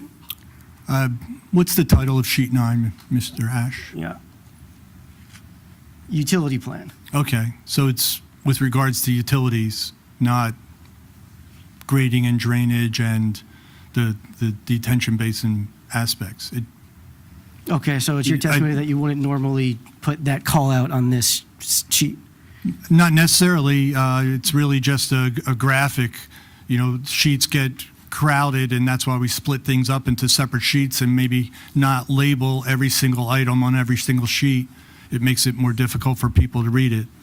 Okay. The fact that it's not labeled on that sheet doesn't mean that the other sheet's incorrect. That's where it's at. All right, I want to scroll down then to sheet 12, and I will show you the name of this sheet for reference. Weston Road Plan and Profile, sheet 12. You agree with me that I'm correct about that? Yes. All right. And on this sheet, we have a call out for a 100-foot wide spillway at elevation 65.15 on the north side of the basin. If that's the same set of plans, then that's an error. Okay, so it's your testimony. And please be clear that that plan sheet is intended for Weston Road. You're pointing at a site feature that's on site. I'm just looking I'm at not the- disputing that it should be labeled correctly and consistent with the other sheet. I'm telling you that that looks like a human error. That is a human error because the intent to address some concerns about where the basin overflow, this is the emergency spillway. It's never anticipated that flow would be over that other than for a situation where the outlet structure is clogged or, and I actually have never witnessed the situation where the emergency spillway was overtopped, even after making visits to several detention basins throughout town in the time subsequent to Ida. But again, that doesn't, I don't dispute that that label is not correct. All right, so first, just to clarify something you just said, in all your years of experience, you've never seen an emergency spillway have to be essentially used? Correct. Okay. And then to clarify your testimony, it is that sheet 7, what shows it on the easterly side, this emergency spillway that is, that's correct, and this needs to be corrected. Correct. All right. But we also established that the easterly driveway slopes downhill to the north. Is that correct? Objection asked and answered. Yeah, my answer hasn't changed. All right. And water does flow downhill. Is that correct? Yes, sir. Okay. That's So I wanted to go over some things that I think we agree about before I finish up. I think we agree. I did have a board member in Franklin Township once that asserted that water did run uphill, though. He said that there was something in California, but he thought it was like an optical illusion, but it looked like water ran uphill. But that doesn't change my answer. I haven't figured out a way to make water run downhill by gravity. So again, I just like a clear record. Just to be clear, we agree that water runs downhill on this record. Yes. Okay. And in Hillsborough, the planning staff says. All right, so I think we can agree, based on your testimony, that your stormwater management system and your pond-constructed wetland is designed to accommodate stormwater from up to and including the 100-year storm. Is that correct? Correct. Okay. And I think we can also agree that your site plan does propose to divert about 4 acres of drainage to the pond-constructed wetland. Is that correct? Correct. All right. However, I think where we disagree, and tell me if I'm wrong, is it's your testimony that despite that, the reduction of peak flow for the 100-year storm makes the conditions better than they currently are. Is that correct? Our analysis actually demonstrates that because we, as part of our September 2023 report, include in our drainage analysis the flow through the pipe in question. All right. And you said earlier that you're an engineer and you look at things analytically. Remember saying that? Correct. Okay. You also say, on your December 27th letter on page 6, at the end of the last full paragraph, that in the event of large rain events, any backup would be onto the subject property and not the Hearthstone community. Isn't that correct? I actually said that earlier this evening as well. Okay. All right. But as we just And established. the reason for that is because there is, the pipe that we're talking about goes under Weston Road and through a portion of the Hearthstone community, but there's no, it's all manholes. I think, as I recall, the testimony of Dr. Emerson was that it's a closed pipe system, so any backup in that pipe would have nowhere to flow out but than onto the subject site. During a backup, would the manhole covers over the pipe not rise up or explode or whatever word is proper there? I think that there would have to be a hydraulic analysis to show that, but without having done a hydraulic analysis, I would think that it would be unlikely, since there's an avenue for any excess of water to escape on the inlet on the subject property side of the Western Road. All right. So, and the water that you're claiming would back up onto the subject property, isn't it correct that it would flow downhill towards the Hearthstone property? yeah, and I think that the conditions aren't changing. We're not doing anything to that pipe. We're not changing the condition other than the flow to it. So in a storm like Ida, if that pipe was exceeded and flow from that exceedance ran along Weston Road, it would run along Weston Road in the proposed condition too. But the thing that I think needs to be acknowledged is that the flow from the subject site would be reduced. It's peak flow. Well, and I just want to get this. So the conditions, even in the in the proposed condition, even at the extreme conditions beyond the design requirements of the 100-year storm, say a 500-year storm, by virtue of having a stormwater management basin and a controlled release, you're providing better attenuation than what is there today. No attenuation. But if your basin is not designed to control those larger storms, which maybe it doesn't have to be, you are directing 4 additional acres of water that is now flowing beyond the control of the basin. Is that not an accurate statement? No, it still flows to the same basin, and it discharges to pipes on our side of Weston Road. It's not. But my question is that your basin cannot accommodate that. There hasn't been an analysis for that because it's not something that's required. It's a what do they call those? A what-if situation. But it's not what if, because you put 4 acres of water back to this basin. It's not what if, it's real. No, I don't agree. Okay. All right, just very quickly then, with regards to the wetlands, you will seek a NJDEP permit, is that correct? I think you stated that? Yes. All right. Will that sought permit include for the disturbance of the wetland that you're draining water away from? That'll include all aspects under the jurisdiction of the NJDEP land use regulation program for a wetland disturbance. Is it your opinion that that aspect requires NJDEP jurisdiction? That's under their jurisdiction, and we haven't made the submittal for the permit yet. Okay. Let me just check my notes very quickly.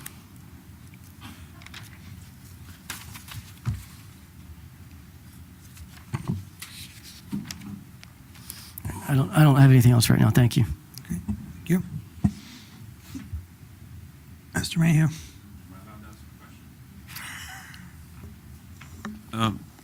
Mr. Ford, if the New Jersey DEP does not agree to reclassify the soils to hydrologic group D, would that require some adjustments to the stormwater management plan? That's another what if that I really haven't reviewed or analyzed. But that same what if would be attributed to all aspects of the stormwater management. That is the assertion that there is some concerns about downstream flooding from the site. That's under the jurisdiction of DEP.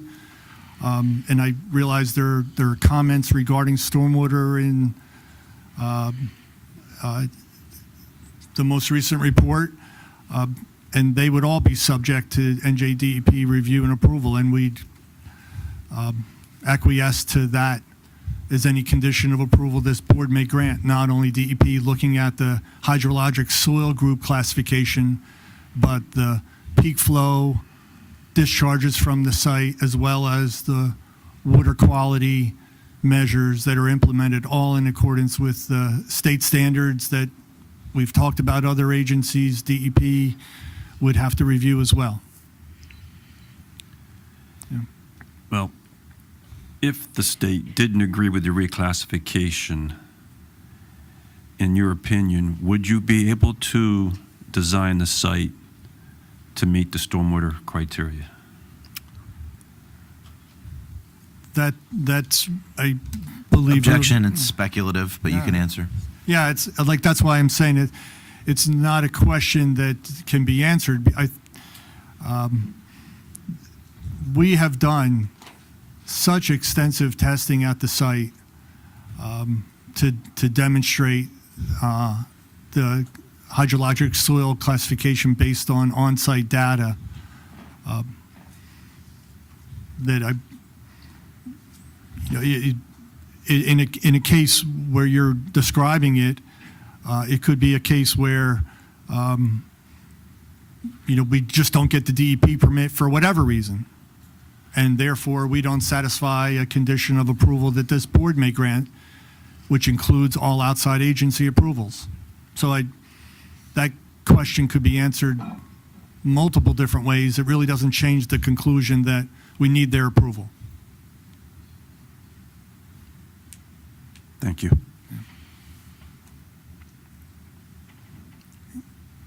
Mr. Boyce? I don't have any questions, Mr. Chairman. Thank you. Board members?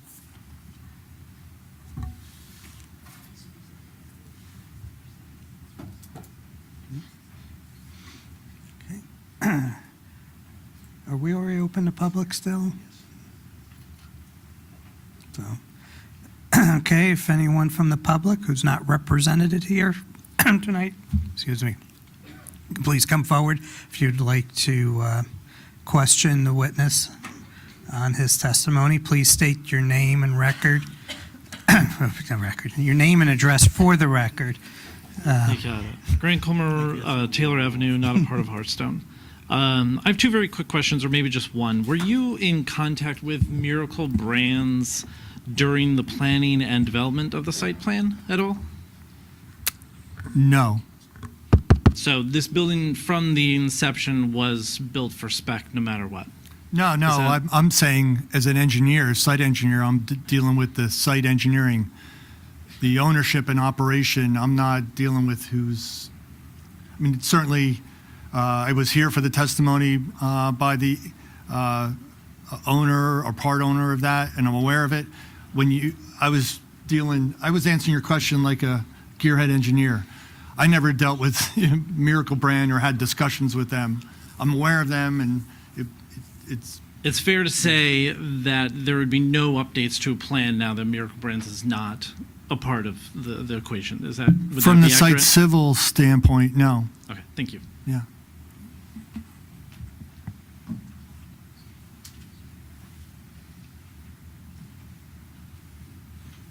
David Brooks, 7 Winding Way. Excuse me.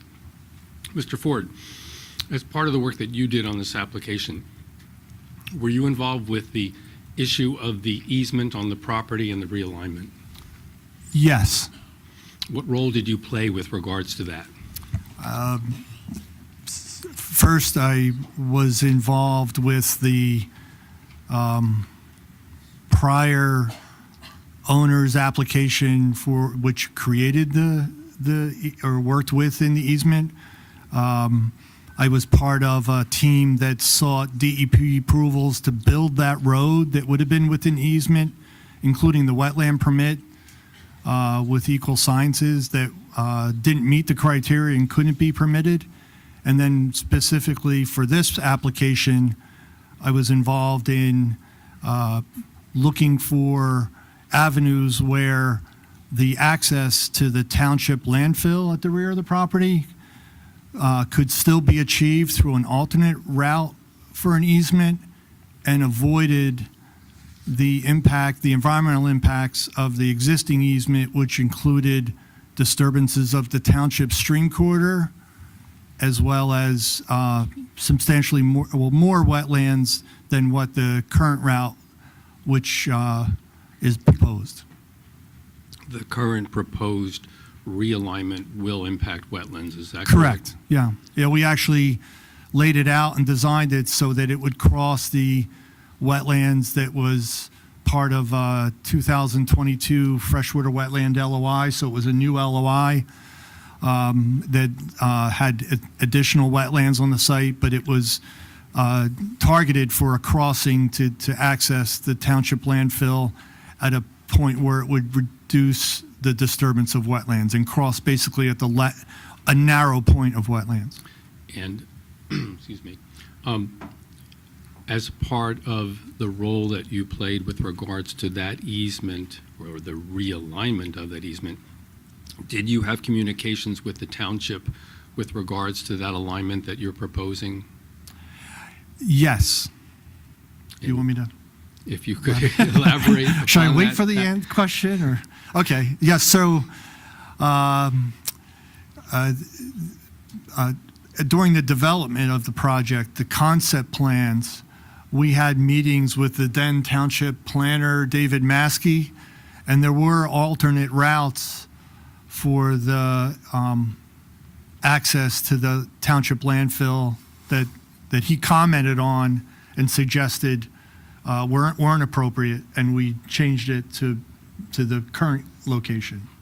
And I know the applicant contacted the township.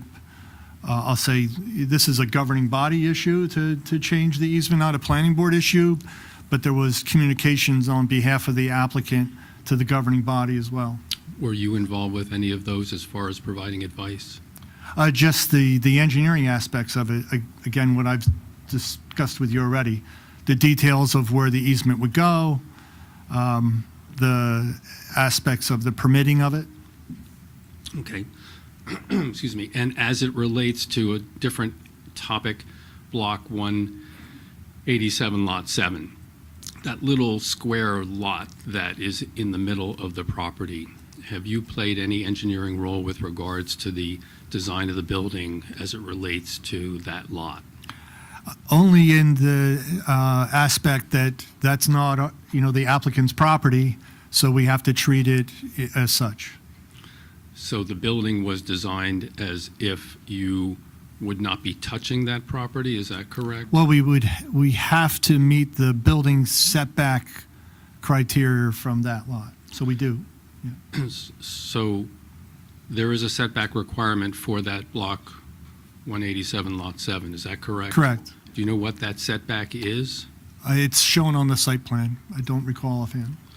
So you're saying that the building, the current proposed building, is beyond that setback? Is Correct. that correct. Okay. Very good. Thank you. You're welcome.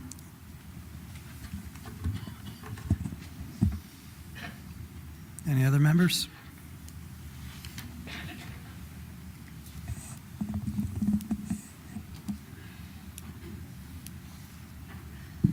Maria Janusik. There's been discussion about the reclassification of the soil. What is the current classification of the soil? According to the NRCS publication, it's hydrologic soil group C. And so, has anything been submitted to reclassify the soil? Yeah, the discussion this evening included acknowledgement that there's data that's been submitted to the board, site-specific soil testing, as well as the Delaware American Canal Commission and the Somerset Union Soil Conservation District. It's in the drainage report, so any agency that's seen the drainage report includes that data. Excuse me. So all of those agencies have to say if they're reclassifying it or not? I've have a December 27th letter to the board, or to the applicant's attorney, that's been provided to the board, that it include, well, actually, those reviews and approvals are on record at the on the township's civic clerk, including the DRCC, the Delaware American Canal Commission letter. So has there been a response from all of those Yes. agencies? Yeah, the December 5th, 2023, so it's over a year ago, Delaware American Canal Commission review acknowledged that the site soils should be classified as D. And that was who? I'm sorry. Delaware and Raritan American. Canal Commission. Okay, and who are the others? Did you get a response The from the Soil other? Conservation District, the Somerset Union Soil Conservation District approved the application, which included the soil classification as well. And a prior review memo by the board's engineer acknowledged that it should be classified as D. So then that's what's been accepted, that this is that is the classification of this soil, that it's classified as D? Well, by those agencies, and we've discussed this evening that the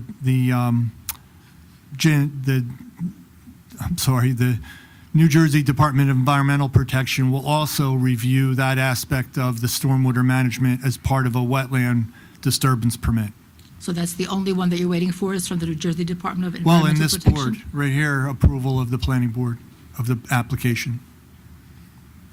So this board has to agree also that the soil is D? Is that what you're saying? Well, I think that is part of the application. It would be part of their approval.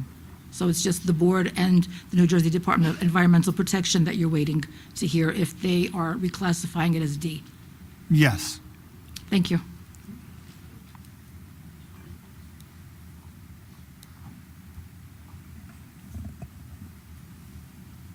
Any other members? Okay. Mr. Ford's done. Mr. Agronic, are you done? I have no further questions for Mr. Ford. Thank you, Michael.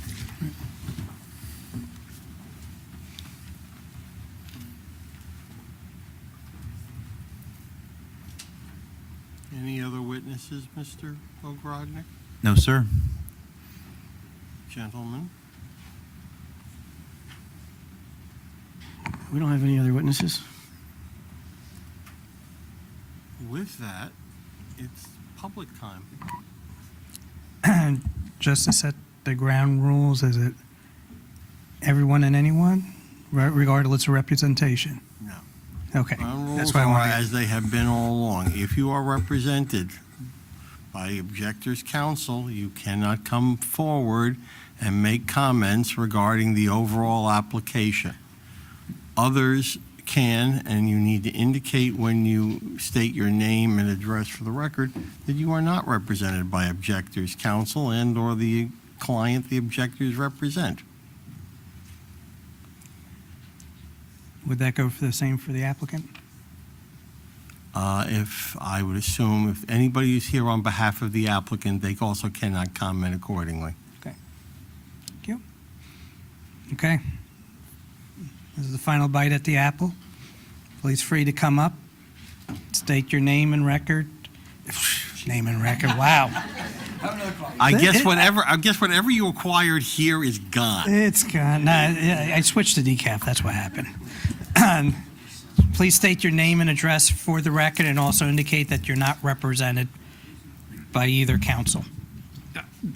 Grant Comer, Taylor Avenue. I'm not a part of anyone, just myself. How about that? There you Okay. go. I'll state the objection on the record, just that I don't think that this is a great property to build on for multiple reasons. I don't need to belabor all the things for all the 2.5 years plus testimony that I've had to sit through that you have as well. But it seems to me there's enough evidence to deny this application and save and protect the residents, not only for the town, but of Hartstown as well.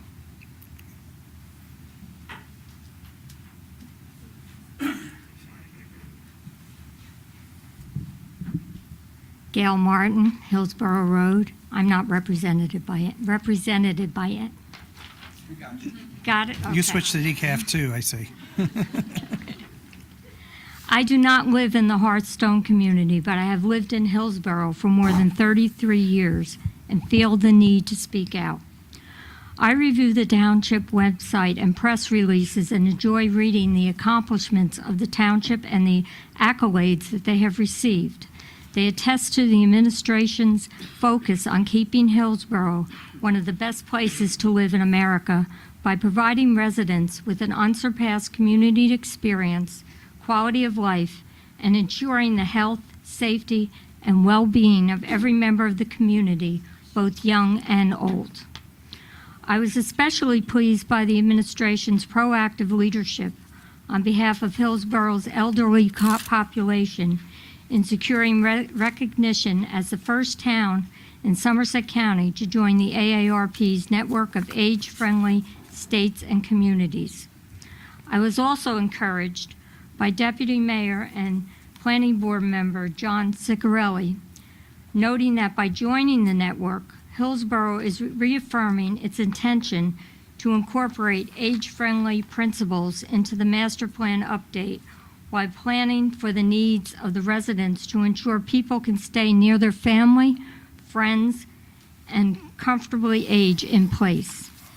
Over the last 2+ years, I have attended many planning board meetings and have become disheartened and disappointed to think that this proposed warehouse could become a reality. If built, this warehouse will be directly across the street from 185 homes and approximately 300 senior citizens who live in the Hearthstone development. I am concerned about their health, safety, and well-being. They will suffer the consequences of the stench of diesel exhaust, piercing beeping from backup alarms, hundreds of tractor trailers on the roads, and some idling awaiting their turn to load and unload, light and noise pollution, all near their forever home that they have purchased. They will be unable to enjoy sitting outdoors, enjoying the pool, their neighbors, friends, and other activities at the community clubhouse. We all know that Western Road is a narrow, winding, dark local road with no soldiers and drainage ditches and utility poles on either side. I do not see how it will be possible for trucks using this facility to safely coexist with the pedestrian and automobile traffic that is consistent and normal for this area. These trucks are over 8 feet wide, 72 feet long, and weigh over 80,000 pounds. These trucks barely fit in the lane on Western Road. There is no doubt in my mind of drivers and residents driving in or out of their community, a recipe for disaster that will expose these senior residents to severe injury and possibly loss of life. This application will destroy the quality of life for the Hearthstone residents and nearby neighbors. It undermines the policies, priorities, and practices that the current administration has fostered to have Hillsborough among the best places to live in America. Hillsborough is a wonderful town, and the Hearthstone community provides the perfect environment for its residents to enjoy their golden years, years that will be tarnished by this warehouse. Please do the right thing by remaining true to the principles of this administration and especially demonstrate an authentic commitment to the designation as an AARP age-friendly community by denying this application for the Western Road Warehouse project. I also have one other comment. After hearing tonight about Miracle brands being sold, I asked the planning board what other information is inaccurate, missing, or invalid. Thank you for your time.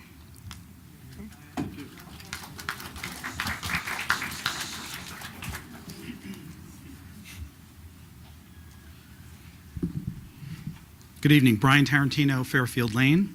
I'm not part of Hearthstone. I wanted to, we've been talking a lot about stormwater. We've talked about the easement. There's a lot of sort of current issues. But this application, as you well know, has been going on for years. And I think it's appropriate to be reminded of some of the other testimony that's been made. And just to bring it back to memory, and some of the conclusions that I think are appropriate to draw from that.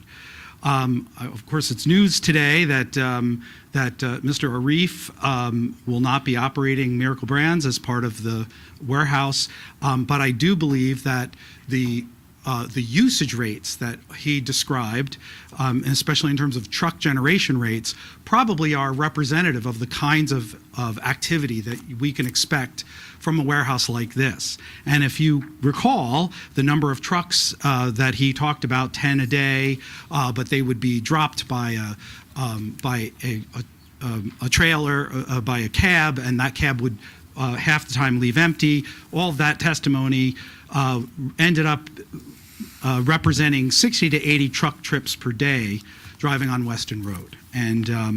And so I think it's important to remember that and to compare that to Mr. Dean's estimate, which is entirely theoretical based on ITE and inappropriate regression data that he provided. Further, if you recall, Mr. Dean's traffic analysis and his testimony with regard to that was really utterly inadequate. He testified that he did not consider the impact of nearby proposed developments, did not consider the maximum number of trucks per day, did not consider the suitability of Western Road for truck traffic, did not evaluate turning radiuses at nearby intersections, did not assess the increase in road repairs due to truck traffic, and did not evaluate the impact of likely truck routes on the overall road network in Hillsborough. Objection for the record. I'm mischaracterizing testimony. The New Jersey Planning Commission outlined at least 20 elements that should be included in a warehouse traffic study. Mr. Tarantino, before you go on, just for the record, this is public comment, Mr. Ogrodnik. You can characterize it for whatever reasons you want as testimony. These people are giving public comment at the end of a meeting. Your comments are noted.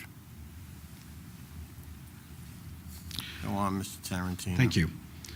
The New Jersey Planning Commission outlined at least 20 elements that should be included in a warehouse traffic study. Mr. Dean didn't include even one of these recommendations. Mr. Scott, the applicant's warehouse operations expert, is only a licensed real estate agent and has no educational or professional expertise in warehouse operations or logistics. He admitted that he did little research with regard to the application and didn't visit the 3PL that currently processes Miracle Brand materials.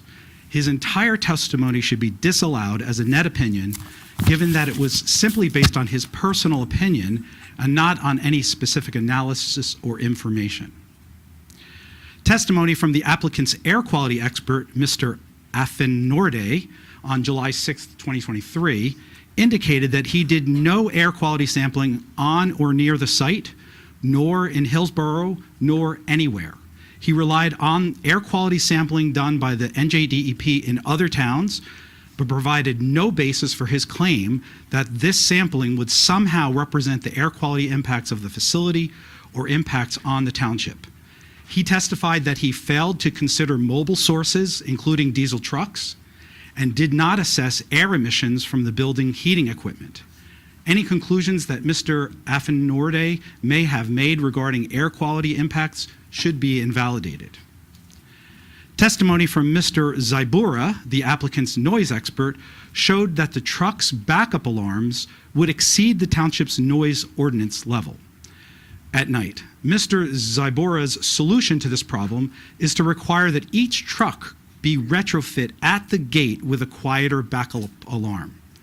This suggestion is entirely untenable and likely violates OSHA rules on backup alarms.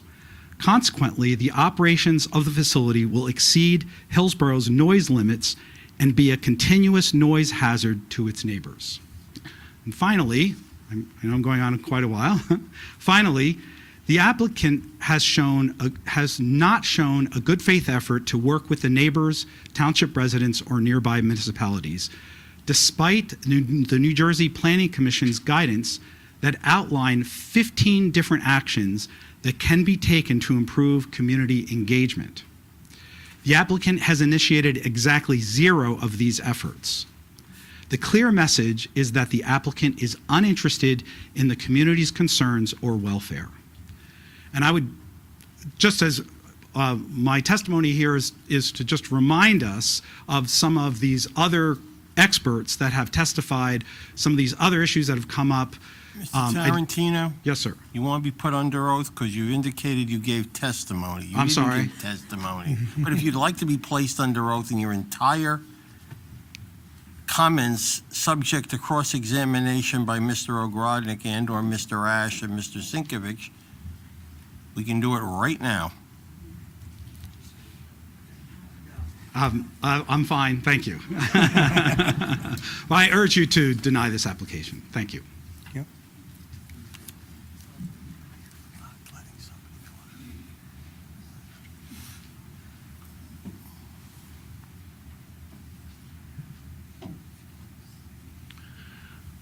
Good evening, Chairman, board members, and Mayor. I have a statement I would like to read into the public record. How about a name and address? Sure, I'll get to it. A statement from Richard M. Onderko, Mayor, Borough of Manville, 325 North Main Street in the Borough of Manville. Mayor, before you go on, I just want to make sure for the record, so in case this doesn't go well for somebody and it gets appealed, are you speaking on behalf of the Borough of Manville Mayor and Council or on behalf of yourself in your capacity as the mayor? I'm speaking on behalf of the Mayor and the Borough Council. Thank you.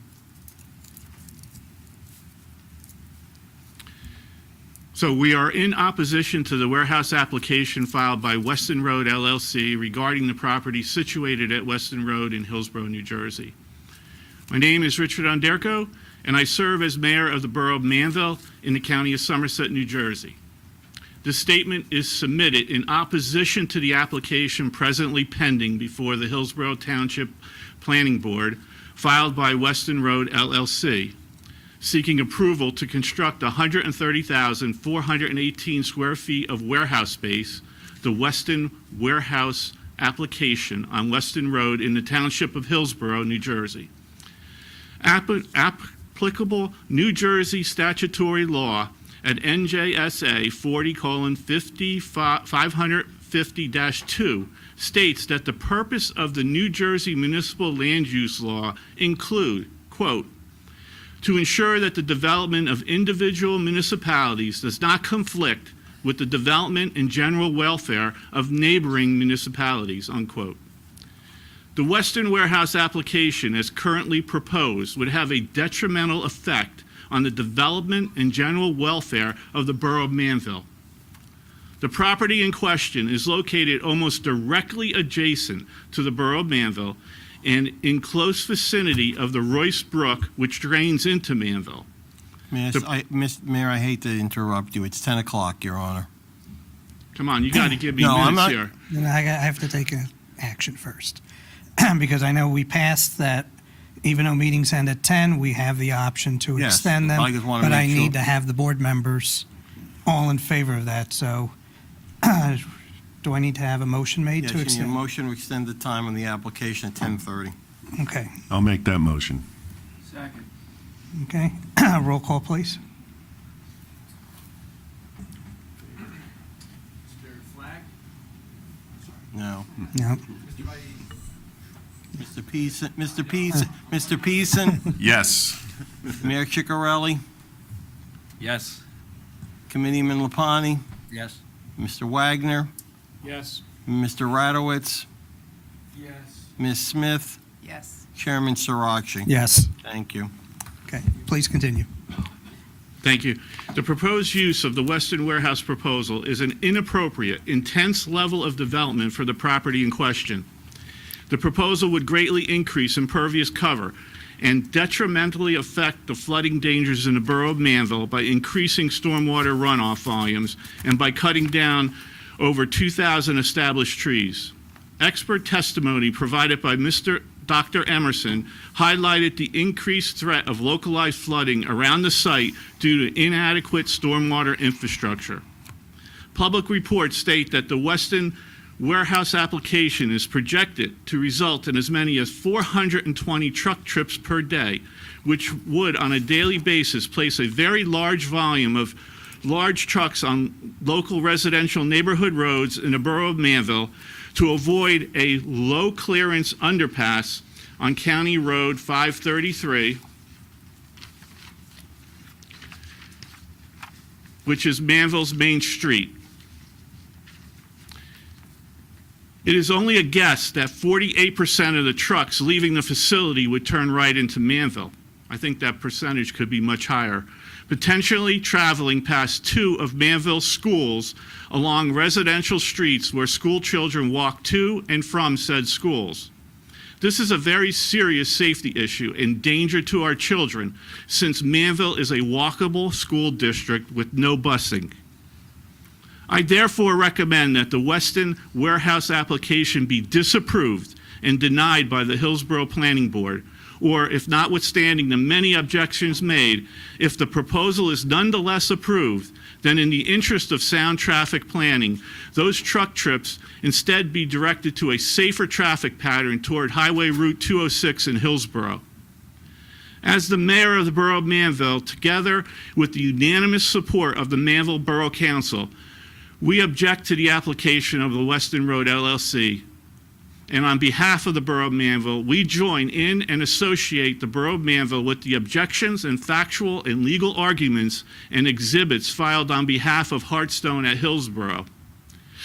And we urge that the Weston warehouse application be disapproved, or in its alternative, that if the Weston warehouse application be approved, that the project be scaled back to the smallest reasonable size given the site and location constraints, and that it be approved only with a condition requiring all trucks leaving the property, they must turn left so as to enable those trucks to continue to Route 206, which is part of the truck network of roadways. This will result in safer traffic patterns and stop unnecessary truck traffic through the borough of Manville's residential neighborhoods and past our schools. Respectfully submitted, Mayor Richard M. Onderko. And on another note, I want to speak to the board tonight as a resident of Somerset County, not as acting mayor. So my name is Richard Onderko. I live at 921 Lewis Street in the borough of Manville. I'm a lifelong resident. Where is the common sense? Who in their right mind would pick this location for a warehouse? The road network is just not, it's terrible. It's a country road, double-lined yellow lines, windy, and I can guarantee if this goes through, most of those trucks are going to be headed right into Manville, and that's not fair to my community. How can one argue that this project is a positive for the Royce Brook watershed? Cutting down thousands of trees and increasing the flow of floodwaters that's going to end up in Manville.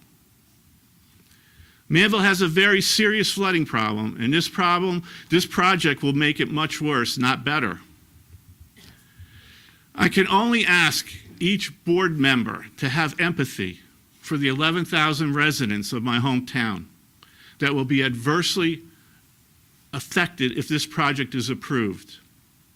You have many reasons to justify a no vote this evening. Please have empathy for Manville, and thank you for listening to my comments. Mayor, can you provide a copy of, thank you. So we can have it for the record. Thank you.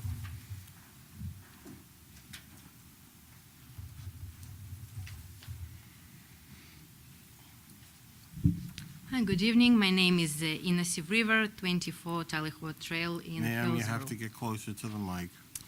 Ines River, 24 Tallyho Trail in Hillsborough.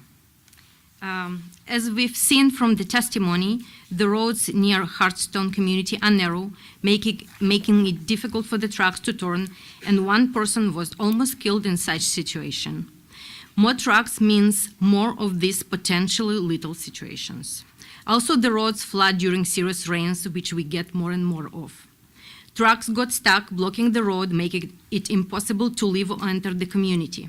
So emergency vehicles cannot help the residents of Hartstone community. More trucks means more of this potentially lethal situation. Do people need to die to show that this warehouse is not a good idea? And if that happens, who will be responsible? Please deny this application. Thank you.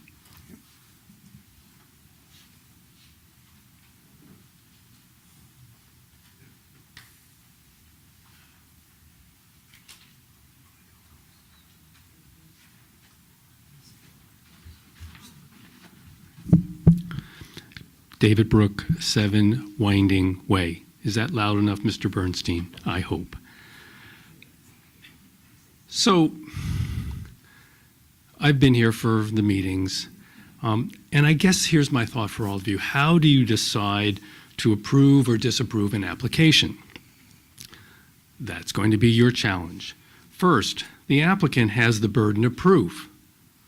That's, I think, critical, right? Their burden is to prove to this board that it conforms to Hillsborough's land use ordinance and that the information that they provided is accurate and truthful.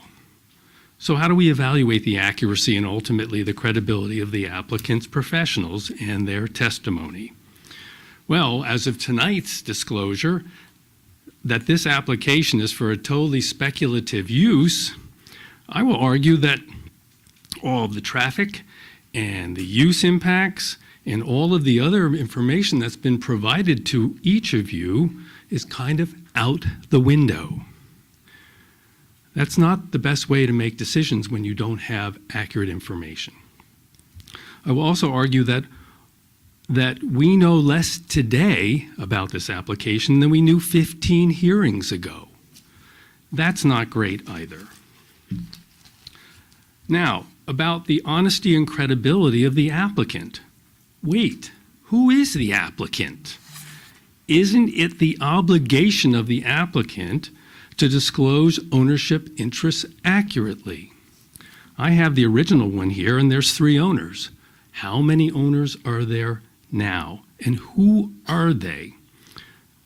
How do we know if a less than desirable entity isn't the current owner and has strange plans? Maybe we're going to get a marijuana production factory there. Will we get a discount? So, we don't know that information since the applicant's attorney has failed to update any of the information presented to all of you. That's a fatal flaw. The current easement question, right? It runs right where the building is being proposed. How can you, as the planning board, approve an application that needs a renegotiated easement? I do believe that your attorney has indicated that the applicant cannot build a building unless the easement is moved, and that's not your authority. Major problem. So until the easement is moved, the answer is no, you can't, right? The only authority to renegotiate the easement is between the applicant and the township committee. Kind of like the old cart before the horse thing. How are you, as the cart, going to be moving the horse, or something like that? Okay, the other thing, Mr. Ogrodnik tonight glossed over the significance of Block 187, Lot 7. Oh, it's okay, no problem, we got it all under control. I do believe he said that about 2 years ago. The real issue is that this matter is in Superior Court, and I have the docket and the other information, and I took a look at it today. There's no indication, I repeat, there is no indication that the applicant or its designee is going to be able to take control of that Lot 7. As of August of last year, the attorney representing the plaintiff in the matter made it clear to the court they're not doing anything until there's a resolution of this particular Tyler case, Supreme Court case. They're not doing anything because they don't want to spend the money to provide personal service to the 56 heirs that were involved with this piece of property. And I'm more than happy to provide you with that August 8th certification from Elliot J. Alamanzo, Esquire, who made it. So, until the applicant can demonstrate to all of you that they have control over all of the property, it's kind of hard to build the building there when they don't own all of that property and still don't. So if you give approval, they can't start building until they actually have that, that foreclosure in place, and it appears they're nowhere closer now than they were before. I checked the docket. I have a copy of it. There's no more recent entries. They go back to August 8th of last year. With regards to the objectors in Hearthstone, their testimony, think about the information that they've been providing. So much more credible, so much more informative with regards to the impacts that this application is going to cause to the community and to them directly. So my thought on this is that you cannot give approval to an application for development when the applicant does not provide this board and the public with accurate current information. The full process going forward is in jeopardy, and I don't think that you as the board have the ability to approve it, right? So going back to this issue of burden of proof, I believe, and I hope you all agree, that the applicant has failed to sustain its burden of proof. They've not been candid, they've not been honest with this board. In fact, they've been arrogant and disrespectful to the public and to many of the folks who have attempted to raise questions. I don't think that's illegal, but I don't think it's also proper. So we know less today than we did at the beginning of the application. And for this and the other reasons that have been presented, I think the board should act to deny this application and make a clear statement that we in Hillsborough need to have a clear understanding of what the use of this building will be. It's in our ordinances. And that we need to have a better understanding of the kind of impacts that are going to occur and who is actually doing this. We don't know any of that right now, and I would ask each of you to vote no tonight. Thank you for your time.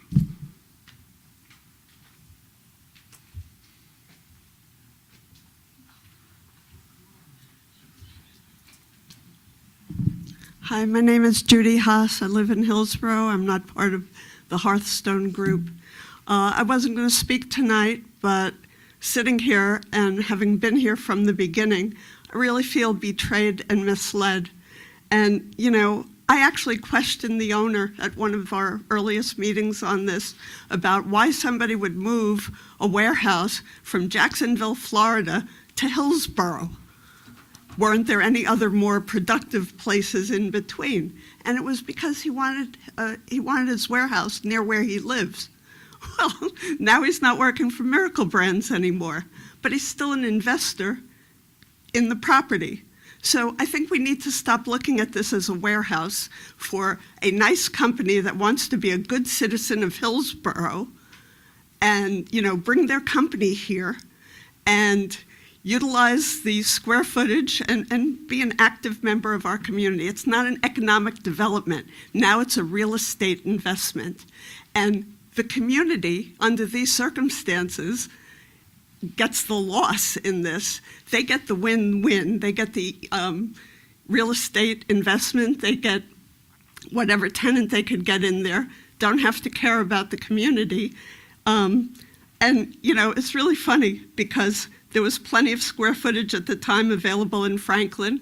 We still have 500,000 square feet of space on 206 of warehouse space that has gone empty like forever. We're going to add to the empty warehouse real estate in this town because a warehouse on Weston Road arguably is not as productive as one on 206 for transportation purposes, but yet that hasn't been able to be rented in several years that it's been on the market. So I don't think the planning board of this town or the public needs to support a real estate investment that 3 people will make out from while the community has to deal with police problems, flooding problems, and an eyesore.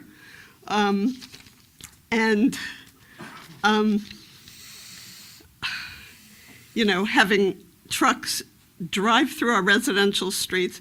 Yeah, I agree totally with the mayor of Manville that we shouldn't be impacting Manville, but everybody in this room knows that that turn on Weston Road that people need to turn, trucks need to turn to go to 206, one of the worst corners, one of the worst turn radiuses in all of Hillsborough. And the other proposal by the traffic engineer that the traffic should go to 206 by way of passing Sunnymead School, an elementary school with no fencing in the front, and is a very poor proposal from that point of view. So anyway, further, the other little surprise for me tonight anyway, I can't believe an owner would proceed to have a building designed on land that is literally bisected diagonally by an existing easement, as well as a donut hole piece of property owned by somebody else without resolving those problems first. It seems a little presumptuous to me. So I won't go on. I'm just going to say, having gone back from the very beginning, we've wasted a lot of time on this. And, you guys have put in an incredible amount of time on this already. And all these people in the audience, one of the things that needs to go on the record because it doesn't show up in the transcript is that every hearing on this has had a packed house from the people in Hearthstone. They care about their community. They have a right to peace and their own welfare and some privacy and some quiet in their retirement. And I really think there is no other thing to be done but to deny this and get this done. Thank you very much. What? No. The request, folks, it doesn't help. It doesn't get any better. Don't applaud, please, or anything else for that matter. The decision's going to be made without it. Maria Janusik, 720 East Freck Avenue, Manville, New Jersey. This property is zoned in the I-1 Light Industrial District. How does a warehouse the size that was proposed qualify as something that's light industrial? At one of the earlier public hearings, Attorney Michael Ogrodnik had chastised the residents of Hearthstone, saying that they didn't do their due diligence when they were buying their properties, because I think the Hearthstone was also zoned I-1, but permission was given from the planning board to build that development. So that's a very scary situation when you buy in a residential development, because you would assume, and we know what happens when you assume, but if you assume that everything is okay, you're buying a residential property because it was approved by the planning board. And then you get someone who comes and says, hey, you guys didn't do your due diligence, so what are you complaining about? The I-1 light industrial zone does not include massive warehouses. If it does, well then, what does a general industrial zone allow? Now, today there was a subcommittee for the master plan. Members were elected for this subcommittee for master plan. So what is the purpose of that subcommittee? As Mayor Anderko said, the master plans state that municipality cannot allow something that's going to cause detriment to an adjoining municipality. This application is a nightmare for Hillsborough and for Manville. That road is a narrow road. No way can massive tractor trailers travel down that road safely.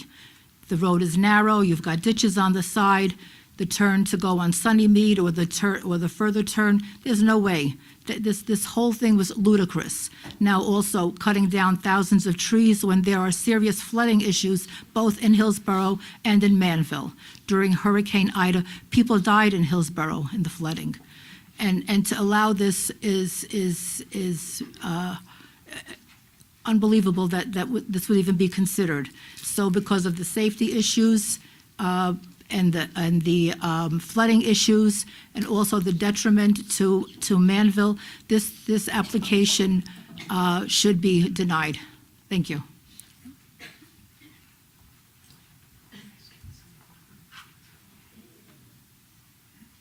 Any other members of the public? Okay, so, motion to close. So moved. Second. All in favor? Aye.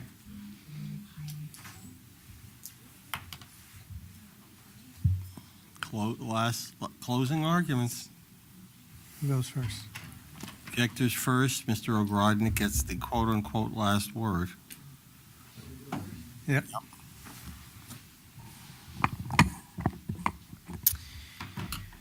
right. Members of the board, I appreciate your... Closer, Jay. I'm sorry. Maybe a new year, but not new mics. I was trying to see my notes.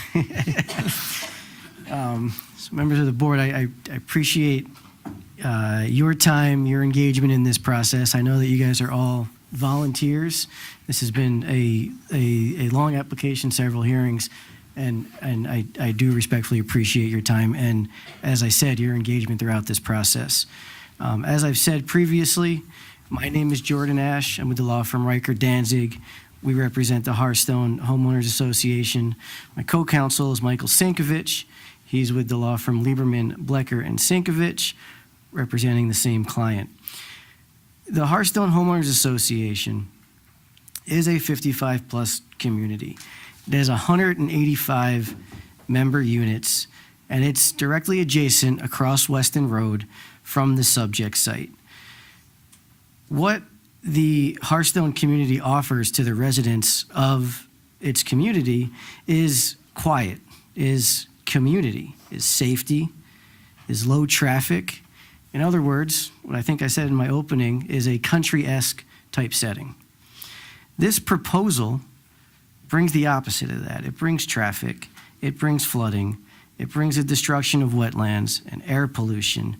It brings impacts to the overall quality of life of not only the Hearthstone community, but a lot of Hillsborough. And that's not to even mention the safety aspects that's been discussed throughout these hearings, and the aesthetics, which are important. Now, on behalf of the Hearthstone Homeowners Association, we did hear from 3 representative members. I'll note that those 3 representative members were exactly that. All 185 of those members, plus others in the larger community, are impassioned. And they've been here throughout this process, and they care. As far as the application goes, it relies on I-1 zoning to claim that it's a permitted use.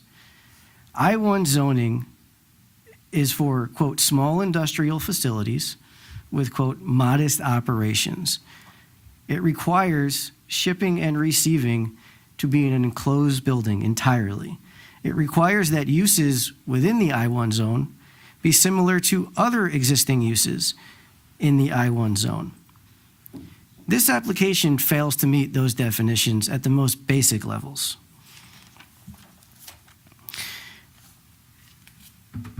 As a result of Hearthstone's involvement, significant changes have been made to this application, including correcting the original stormwater management plan that somehow showed collective runoff discharging from the basin to Hearthstone's basin, which is not the case. Even with that correction, and perhaps because of that correction and diversion that is most likely created from that correction, it still falls short in terms of stormwater management and in other ways, including as it not being a permitted use. It falls short, again, in stormwater, in its use, in its traffic analysis, in its air pollution and noise, in its environmental destruction, and for other jurisdictional reasons, including the easement that bisects the property that we believe takes away the jurisdiction of this board to approve this project. Now, Hearthstone provided in its evidence several reasons for the board to deny this irresponsible application. In addition to the non-expert testimony that I already spoke of, we presented two expert witnesses. We presented Mr. Gleitz, who is a professional planner, and we presented Dr. Emerson, who is a stormwater engineer. Through that testimony, we've given you significant reasons to deny. The first of which, as I touched on, is a lack of jurisdiction. Most simply said, this proposal is not a permitted use under the 1982 ordinance. It is not a small industrial facility. It does not have modest operations. And the testimony for the use that we thought was going to be the use did not have all shipping and receiving in an enclosed facility. It's, in other words, it's not your grandfather's warehouse. And to speak to that, what is now a lack of a tenant and now lack of use testimony that's been provided, that undercuts the applicant's position that this is a permitted use. This building, the way it's designed, can and will be used as something other than a small industrial, modest use warehouse. This is shown by the overparking by 4 times, the 4 times more bays. That and more belies the applicant's position. And it's supported by, as Mr. Gleitz testified to, the SPC guidance and the ITE definitions of modern warehouses, including major distribution centers, large fulfillment centers, last mile centers, high cube, and automated warehouse. These are much, much different buildings and uses than the 1982 definition of warehouse. Again, it is not in line with the other I-1 zone uses, which are, as Mr. Gleitz testified to, office buildings, research facilities, medical facilities. This is more akin to a truck terminal, which your ordinance defines as an originating or terminating point for trucks, which may include servicing facilities for trucks and comfort facilities. The existence of storage or warehousing of items transported by trucks shall not be deemed to change the character of a use which meets the foregoing definition of a truck terminal. Mr. Chairman, it is now 10:30. I would suggest the board extend this for 1 more hour to 11:30, to 1 hour to 11:30. What? No, Michael. I'm on double time. It's overtime now. You need the motion. Yep. May I have a motion to extend the meeting till 11:30? So moved. Okay. Roll call, please. Mr. Wagner? Sure, Mr. Radowitz? Yes. Ms. Smith? Yes. Committeeman Hahn? Yep. Mayor Chicarelli? Yes. Vice Chair Beason? Sure. Chair Sarachi? Yes. Okay, please proceed. Or continue. Thank you very much. I promise I won't take a whole hour. So again, this is more akin to a truck terminal as defined in the ordinance. Now, speaking of that ordinance, as we have submitted to this board, Ordinance 2023-08, which removes warehousing from the I-1 zone, does apply to this application. It is an ordinance that is created, quote, to protect public health, safety, and welfare. As we have argued, the municipal land use law at 40:55D-10.5 explains that the time of application rule, which would save the application of that ordinance from this application, does not apply where the ordinance is created for health and safety reasons, as this ordinance expressly is. The case law, as cited in Mr. Sinkovich's November 2nd, 2023 letter, supports this analysis, that being the Dunbar case, the 520 Victor Street case, and the Shipyard case.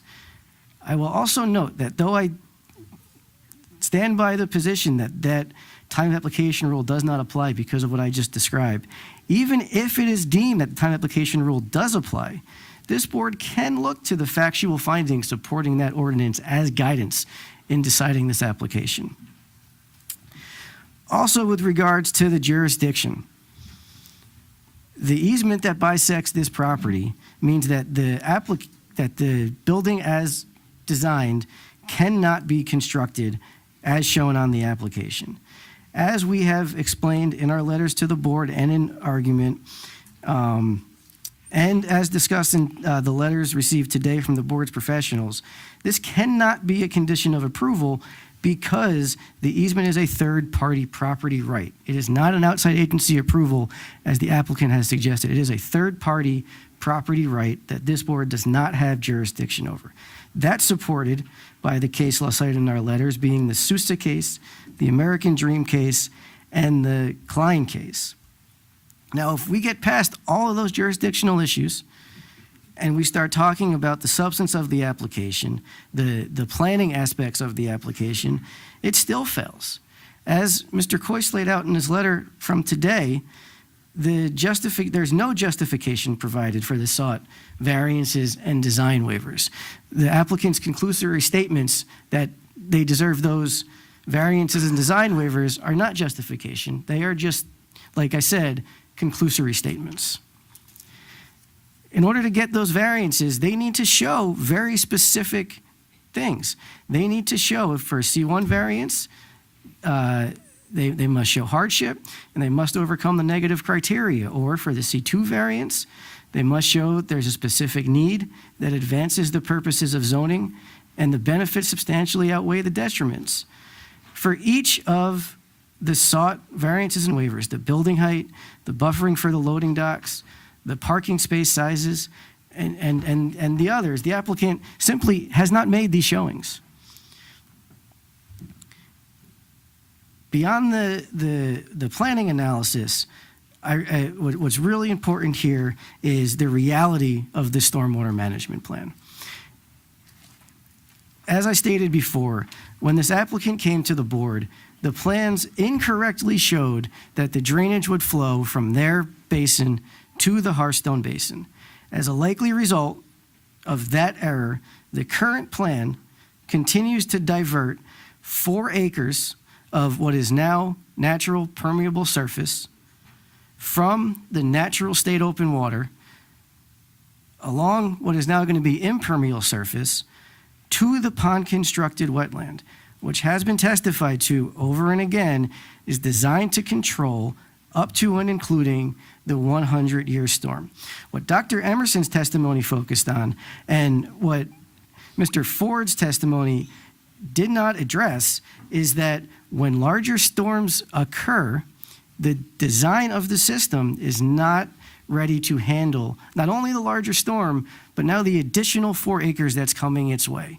And all of that water is going to flow downhill and it's going to flood the Hearthstone property. As we have demonstrated, the application fails to meet 3 out of the 3 performance standards. It does not meet the recharge. It does not provide any recharge.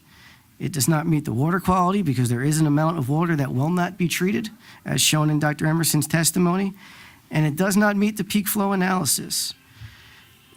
The practicalities of the basin design show really the fault of the diversion. There is no reason for the diversion other than to fit the current design or site plan. And make no mistake about it, diverting nearly 1/3 of the drainage area of the site to a new location away from the state open water, which, mind you, is going to drain that wetland of water,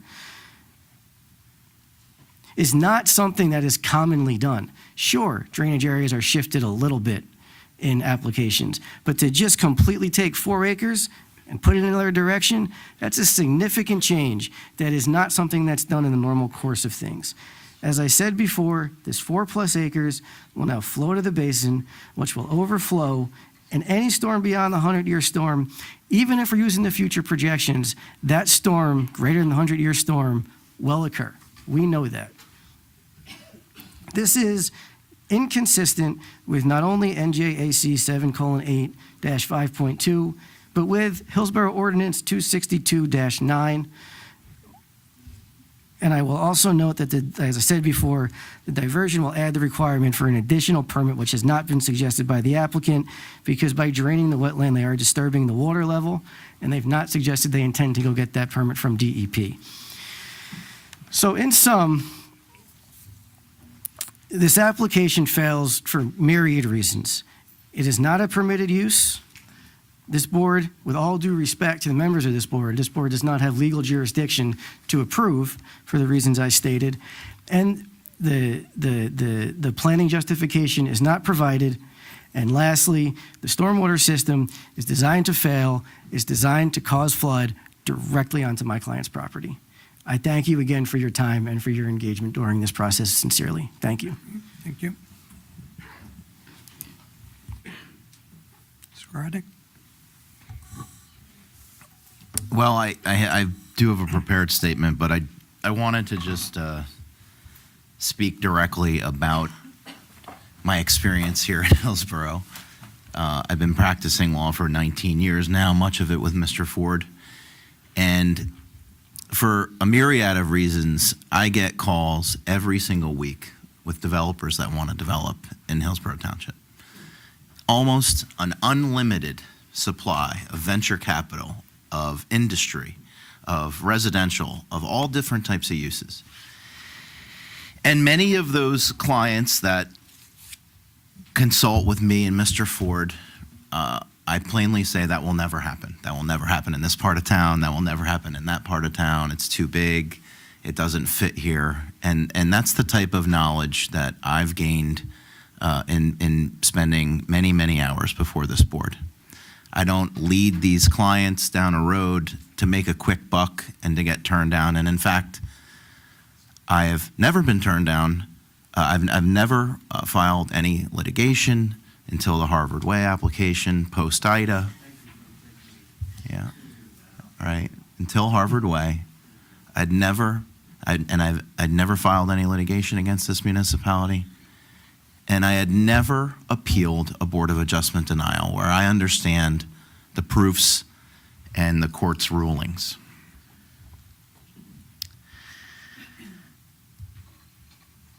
I appreciate your volunteers, and I appreciate the thoughtful consideration for the last 2.5 years.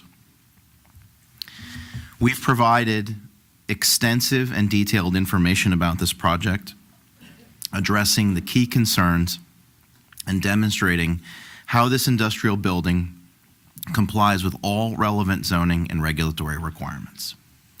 We recognize and appreciate that there are concerns from some members of the community about the potential impact of this use, whether related to traffic, stormwater, or changes in the character of the area.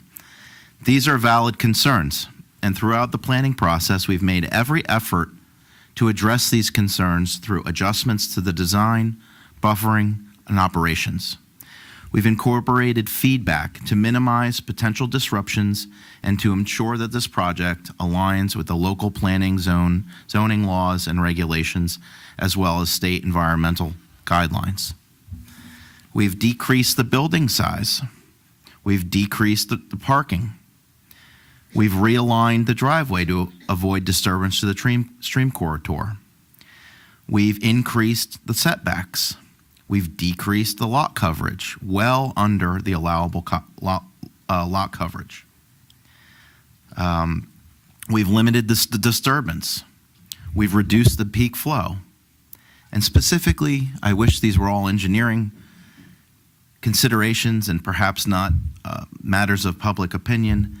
We increased the basin from 123,461 cubic feet of storage to 243,519 cubic feet.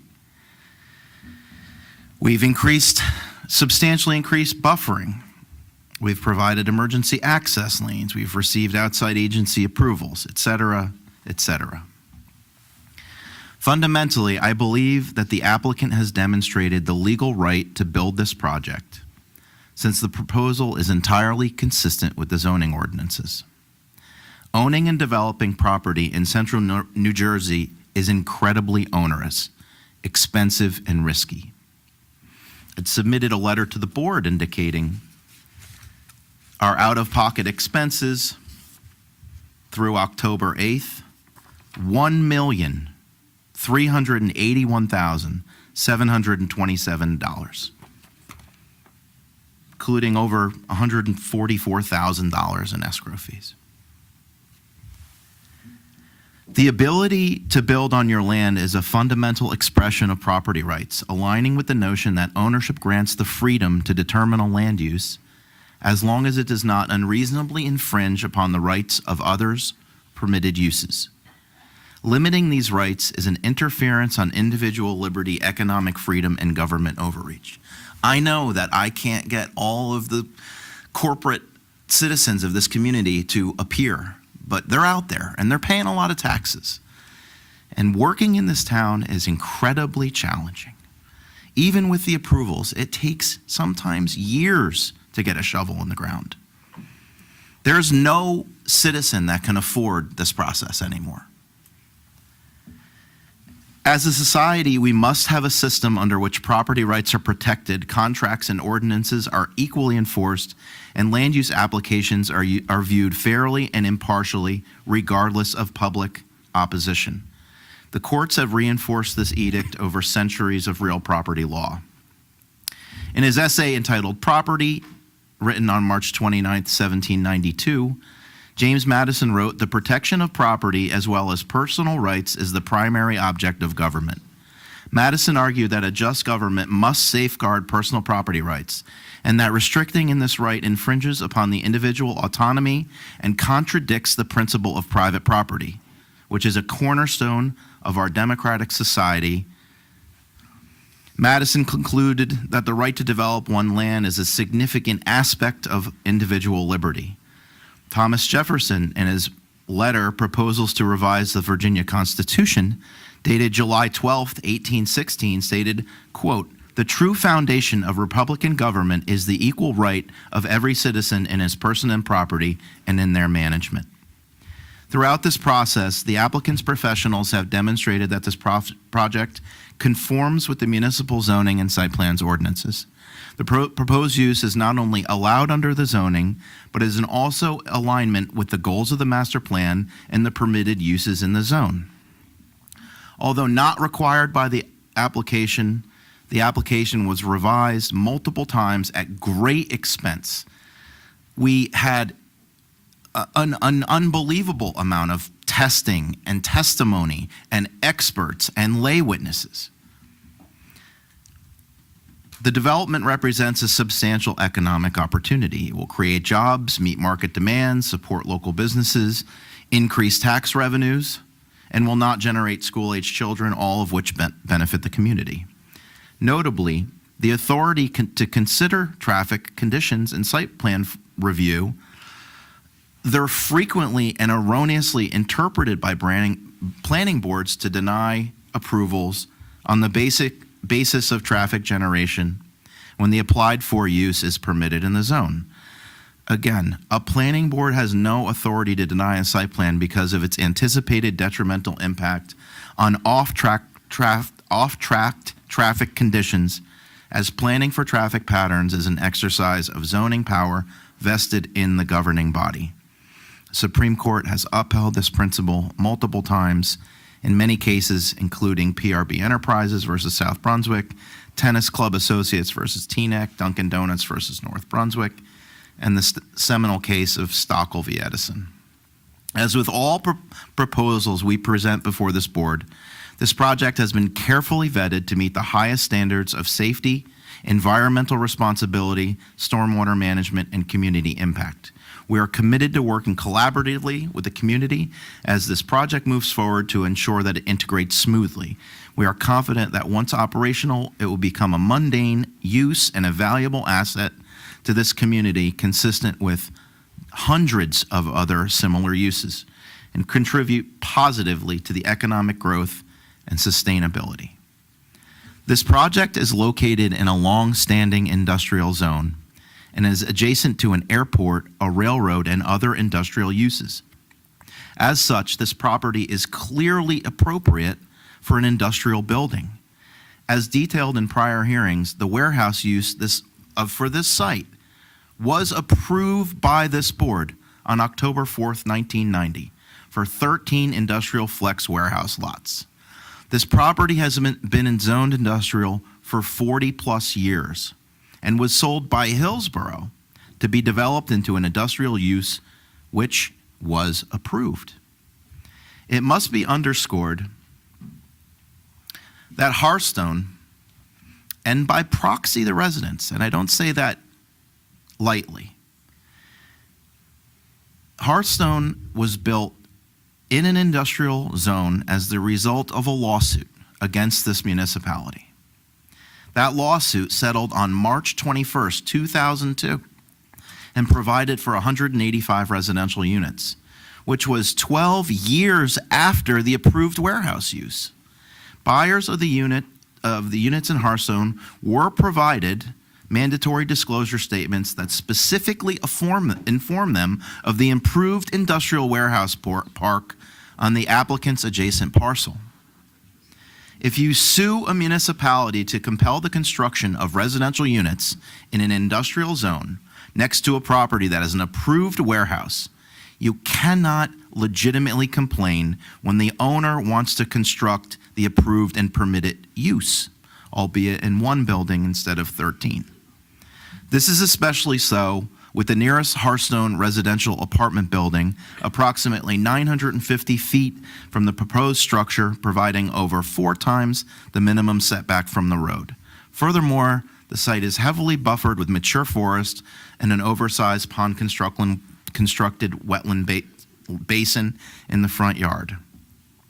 The applicant has provided extraordinary expert and fact testimony in years of hearings.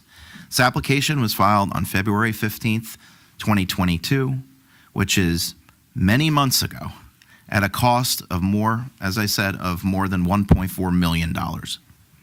We've had extensive testimony from Mr. Ford, testimony from our traffic engineer, Gary Dean, our architect, Steve Randosti, our planner, Keenan Hughes, our environmental professional, Tom Offenord, our sound engineer, Jack Zabura, our air quality engineer, Glenn Bodner, as well as general warehouse operational testimony from Mr. Scott.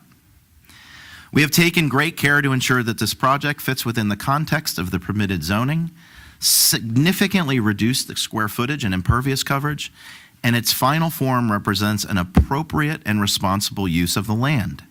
Additionally, we have worked to address all of the technical aspects of the application, and we have complied with all relevant codes and regulations. We understand that responsibility comes with approval. We are committed to maintaining open communication with the board professionals, local stakeholders, the Hearthstone community throughout the process. It is undisputed that this application complies with the bulk standards of the zone as detailed in Mr. Ford's testimony.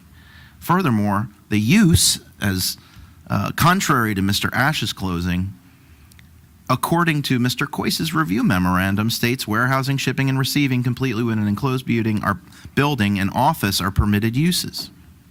We understand that decisions regarding land use and development can be complex and that they evoke strong opinions from the public. However, it is essential that a planning board in its quasi-judicial capacity remains neutral and objective in carrying out its duties.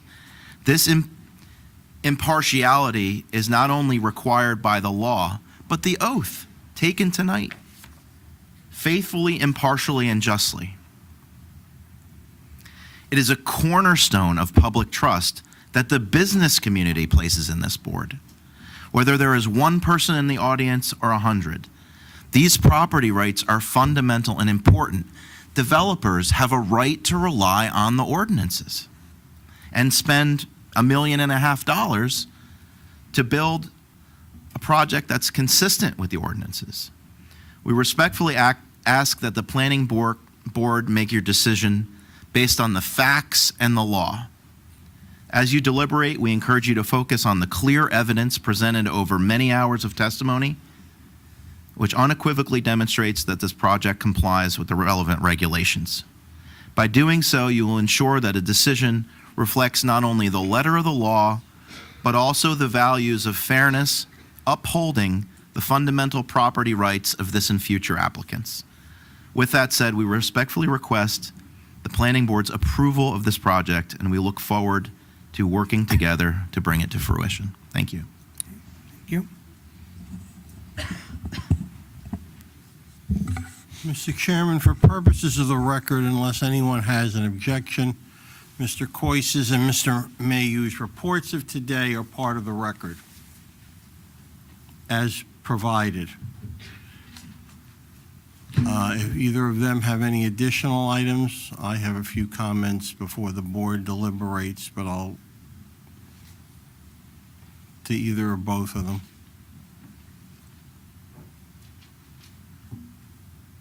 Nothing from that.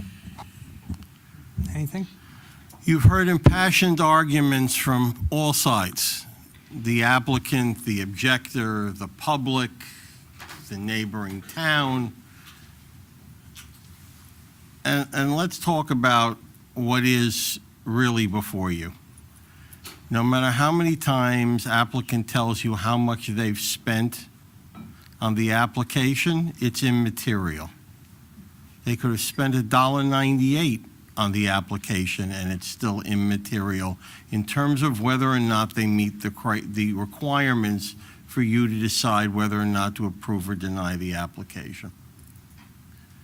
I will advise the board that no matter how many times Mr. Ash and Mr. Sinkovich contend that somehow there is an exception for this project under the time of application rule, that the safety and health provision doesn't apply in here, and therefore you are bound by the time of application rule in relation to the ordinances that were in effect at the time that the applicant perfected their application. I will point out, it's not necessarily been mentioned tonight, but has been mentioned multiple times prior to tonight, that the granting of a completeness determination does not in and of itself approve the application or the underlying requirements of the application any more than a, quote, permitted, close quote, use is an automatic guarantee. And now you've got another wrinkle.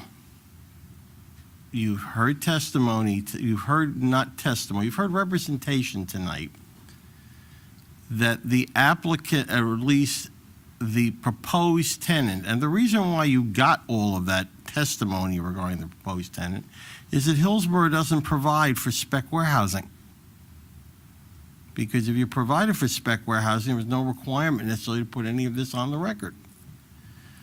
All of that testimony is immaterial now because you've been advised that the project is not going to go forward in the manner upon which it was proposed.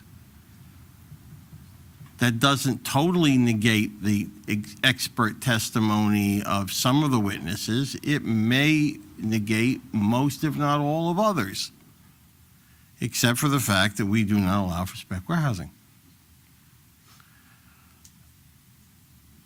Property rights in and of themselves are not guarantees of getting what one wishes to get approved or not get approved. There are multiple requirements, and as indicated in both Mr. Mayhew and Mr. Coise's reports of today, there are a number of issues relative to requirements under the Township Code that are at issue related to the application itself, leaving aside some of what has become part of the additional aspects of this application. The donut hole, as I will refer to it, the easement issue, which, as everybody has acknowledged, requires an approval that is not within the jurisdiction of this board. I would also argue that this board does have jurisdiction to hear and render a decision on it. And if, depending on what you all do, objectors contend that you didn't have the jurisdiction, there's a place and a time to address that. But I think it's a little disingenuous from that side of the proverbial aisle to raise the issue of jurisdiction, 17 hearings, in the sense of there were ways to, if objectors truly believed that this board did not have jurisdiction and it belonged to the Zoning Board of Adjustment, there are judicial avenues that were available throughout this rather extended process that could have been dealt with if this board doesn't have jurisdiction. We believe this board has jurisdiction. We believe the time of application rule, not the time of decision rule, applies. But we also believe the board has a number of other things it has to consider as part of its overall decision in granting or denying this application. I will be happy to provide any other advice the board may wish during its deliberations if it so chooses. Thank you, Mr. Chairman. Thank you. Okay. Board members. Thoughts, comments? Yeah, we're deliberating now, so. It's deliberations time, folks. Taking notes. And we got 32 minutes, so. I'm not going to take all of it. Well, I do really want to thank everybody for dealing with this. I'm an expert witness on construction matters, so I know what all these witnesses have gone through, what both sides are trying to do to one another, and cross-examination is the worst thing in the world. So I appreciate all the time that everybody's put in. But we've heard hours of testimony during the last couple of years, details from numerous expert witnesses from both the applicant and the objectors, debates over legal matters, legal issues that continue to emerge, even this week, actually tonight. Now at the end here, the end of the application, there's three focal areas that honestly give me pause to the underlying application. And the three areas are property access issues, master plan and warehouse use, and the technical issues revealed during, various technical issues revealed during this process. So for property access, I'm trying to wrap this up and focus. From day one, the applicant has relied on a position that the board's completeness determination required that this application be brought to a vote, which flies in the face of the fact that we had 2 years of testimony, but the completeness determination is separate and apart from an application and determination on its merits of this application itself. So the application and the completeness determination is still conditioned on the applicant receiving the approval for access to or permission to move the township easement that currently splits the proposed building. To my knowledge, no action's been taken on this condition, and the applicant in fact said that they would not pursue it when this was raised several months ago. Now, I also consider the easement with the Lot 7 donut issue. The property there is not, so now we have not just one, but two property ownership access issues that remain unresolved in this application. Master plan and warehouse use. This also goes back to day one. It was stated that the site was always zoned industrial. We just heard that as it relates to the Hearthstone development across the street. And this actually relates back to the property access issue in that, yes, Hearthstone has been informed or should have been informed when they purchased that the property, the subject here, as planned, was planned as a subdivided industrial park, not a single structure warehouse. And notably, the industrial park would be similar, one, to other industrial developments in town, which would have multiple individual users, separate pad sites, and access roads. And this access road, main access road, designated for the township easement. which is discussed in my prior issue. So these two things are now related. And there is an existing pattern of small industrial-sized facilities, modest industrial operations throughout our current I-zones in Hillsborough, and this application does not align with those existing community design provisions in the master plan, and is in contravention to multiple goals of the master plan. Can I go on? Third, technical. We've heard a multitude of technical issues. Facts, a lot of things may still be unresolved, but the applicant, admittedly, when it came to some of the technical testimony, did not talk to the residents. Those words came out of the witness's mouth. They did not talk to the residents, did not consider the road conditions outside of the immediate frontage because this was a permitted use, and did not consider the potential restrictions to trucks that may emerge on Kennedy Boulevard or Manville. I know it's a what if, but what if? A variance is needed, presumably, with respect to the height, and the applicant submitted that a variance is justified because granting the variance would be, this is quote, granting the variance would advance certain purposes of the MLUL to the benefit of the community, and those benefits substantially outweigh any detriments, end quote. At the end of all this testimony, I do not see any clearly presented or definitive way in which this is demonstrated, other than because I said so.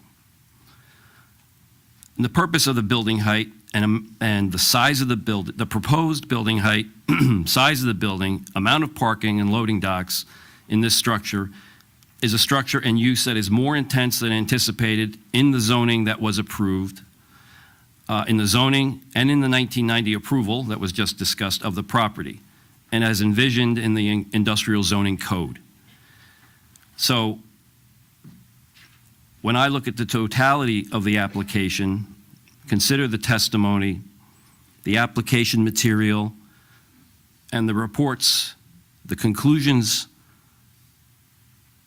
and recommendations of the reports from the board professionals, and focus on these three considerations that I've outlined. And the coup d'etat, which is tonight that we no longer have a tenant and are addressing a spec building. I'm confident that I can make an informed decision and hereby make a motion to deny this application as presented. Thank you, Mayor. Anyone else want to? I won't go as lengthy as the mayor did, but I'll. What's a motion? That's a motion. Second. First of all, thank all the residents who came here, and for the most part behaved themselves, and a very emotional, and I get it, it's emotional, and also to both attorneys for putting out, I think, a very professional application to the witnesses. They're never easy, right? These are properties that are going to bring out emotion either way. But let's go back to some facts. Fact, it is industrial, it is zoned industrial, I-1 or whatever it is. So that permitted use grants them the opportunity to have a hearing, not necessarily an approval.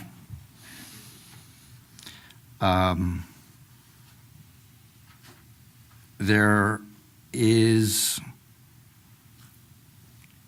as the mayor said, a couple issues not resolved, i.e. with the easement and the donut hole.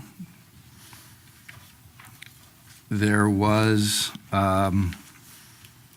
a effort to reduce the size of the building because obviously the scope of the project, I think they realized, was too large from the beginning. So the intent of our ordinance, going back to the settlement agreement, was never for a single-use building, but was for 13 smaller buildings. But the scope of the project, after hearing the testimony and all the amount of excavation I'll put to make the grading correct for the building, which caused the raise of the building and caused the problem with requesting the variance for the height, is part of the planning process to see if it meets the planning environmental, which is, now I'm escaping what the term is, but to make sure that the plan, it makes sense both environmentally, structurally, and for the benefit of the community, right? So it's not like they just took the existing grade and popped the land on it. They're moving the ground around, which changes the drainage, which we've heard testimony on, which I think we've all become a tier degree in engineering on water management now after hearing all this. But the variances for all the trees and the hardship mitigation for the amount of trees that they're looking for, again, the variances and the buffers, the extra parking, in all. You know, when this application first started, truth be told, we look at these and, you know, it's a warehouse, an industrial zone on the face of the project. You go in here and you're trying to be as impartial as we take our oath to be, to listen to all the testimony, let the facts come out where they are. I've been on this board now for longer than I want to admit, probably 20 years almost. And there are applications which are more complicated than others, which we've approved and denied, both. But I believe in the end, you have to our charge here is to make sure that it meets our scope of what we feel is good planning for Hillsborough, what is good for the residents, and also what's good for the property owner. I mean, a property owner has the right to develop his property. As Mr. Grodnick stated very eloquently, if it was your property and you want to develop, you have to protect their rights also.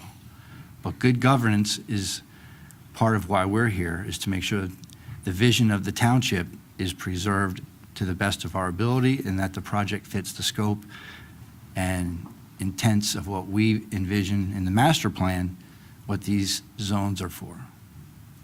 And in my opinion, I think that this building doesn't meet that scope for a lot of the same reasons that the mayor suggested, and would also say there would be denial for this project.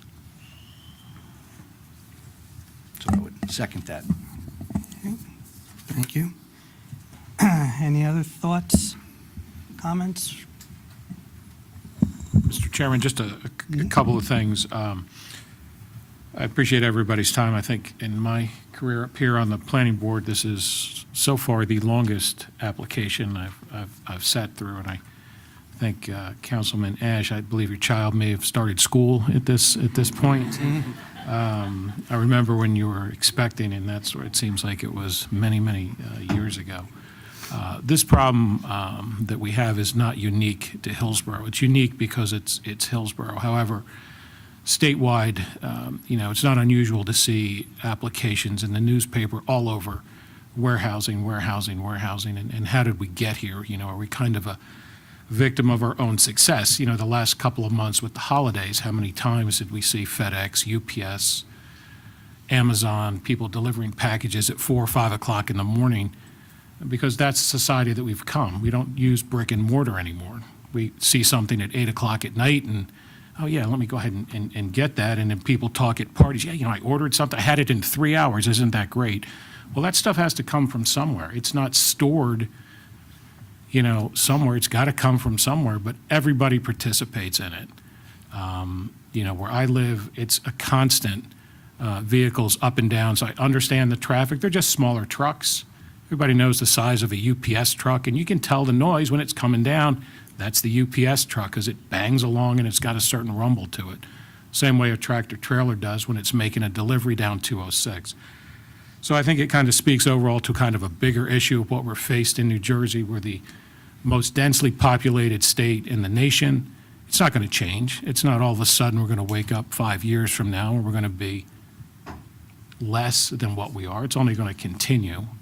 Speaks to where I won't get on my soapbox about affordable housing and mandates that were forced upon us and soon to be for, was it round 3? I think that's coming its way. But I did want to just thank everybody for their time and just, some thoughts as we take kind of a broader approach to this. It's not just a Hillsborough problem. It's not just a Somerset County problem or a Manville problem. It's a New Jersey state problem. But we all benefit because we want stuff sent immediately. So how do you correct that? I don't know. I don't know what the answer is to that, but we all participate in it. I could venture to guess that anybody in here in the last, 4 or 5 months didn't have something delivered to your house. I think everybody does. So I just kind of wanted to mention that. I appreciate everybody's time tonight. Thank you. Thank you.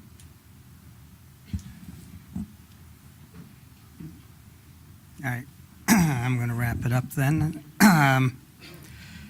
Just a couple of things to echo. I mean, I think there was a lot that has already been said, I think, but just a few fundamental items for myself, beginning with our professionals here and their memos. The memos didn't contain really anything new. It was knowing that we were going to most likely go to a vote tonight, just gave us a status of some of the open items. So, and there were a number of items that they listed that were unsatisfied. So for me, I would be derelict in my duties, ignoring my professionals, at that level. The other, as it was stated, that we don't do spec warehousing and all this because we want to know what we're going to get. Obviously, now we don't have a tenant. There were some things that, that we can address, like safety, entering and exiting that facility or that location because we do not know who's going to be there. We know that there's some limitations on the road. We have another application going on, and there's discussions on making those road improvements by the applicant. Here, we don't have anything at this point. I know the traffic study, I know that there was some flaws in that, particularly because I did ask the traffic engineer if he recognized what was going on with 206 and how that would change, and that did not come into consideration as part of his traffic study. So I cannot assume that the service levels, as he described, are going to be reflective in the very near future. We know 206, there's going to be jug handles there. It's going to direct, we're going to have the Jersey barrier, so it's completely changing traffic patterns. So,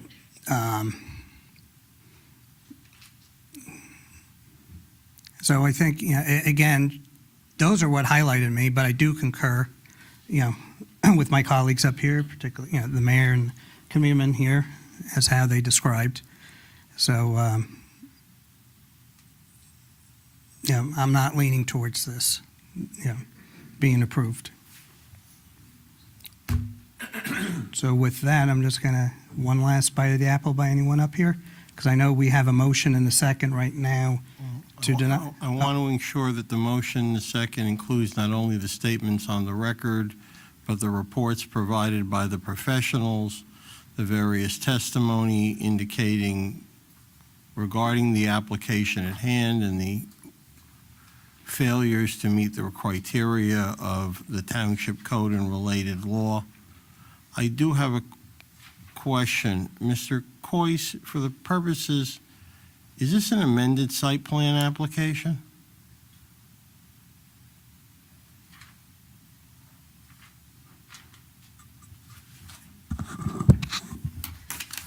Thank you for your question, Mr. Bernstein. I don't have that answer. I believe the answer is no. Okay. Is that correct, Mr. Ogrodnik?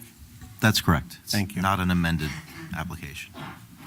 I point to reference to comments made in both the professional reports regarding a settlement agreement regarding this property. It does impact the overall application. Does the maker of the motion and the second agree to the additional comments relative to the resolution? Yes. Yes. Thank you. You have a motion, Mr. Chairman. You have a second. Apparently, you do not have any other member of the board who wishes to make comments on the record. Mr. Coyce and Mr. Mayhew apparently are relying on their various reports. I'm relying on what I've advised you, unless the board has any other questions of me.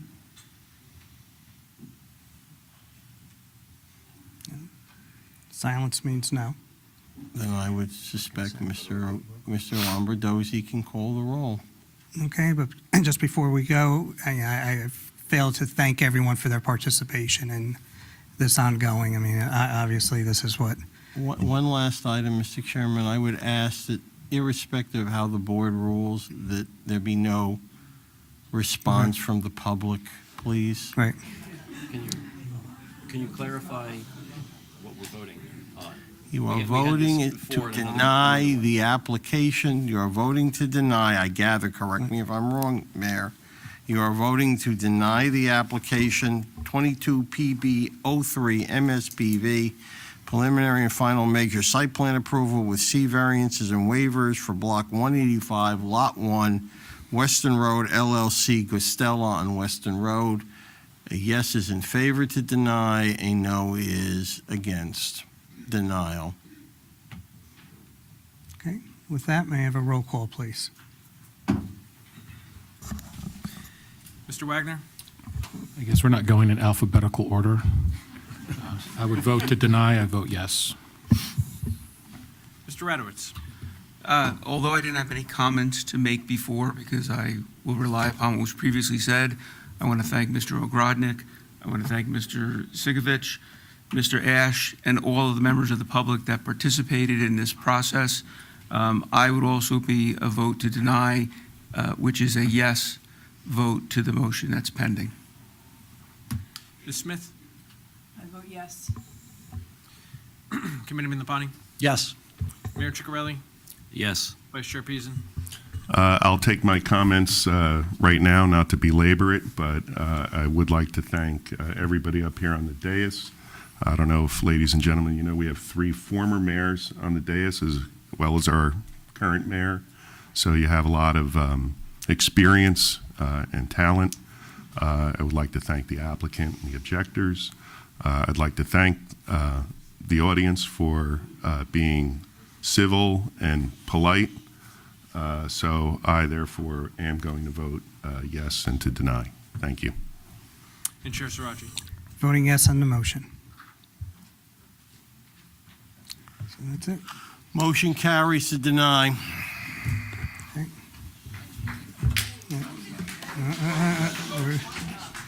We're still going. Okay. Let me just make a couple quick. We still have business to conclude. Thank you. Yep. So our next meeting is January 23rd, is a business meeting. Do we need to have that, Mr. Coyce? Yes. Okay, so everyone, we do have a business meeting, meaning there's no application. This is for the ordinance, right? Just So sorry, I business, can't just hear you. business, no applications. Correct. No application, Yes. just That's ordinance. that's the question he's asking. No amended plans.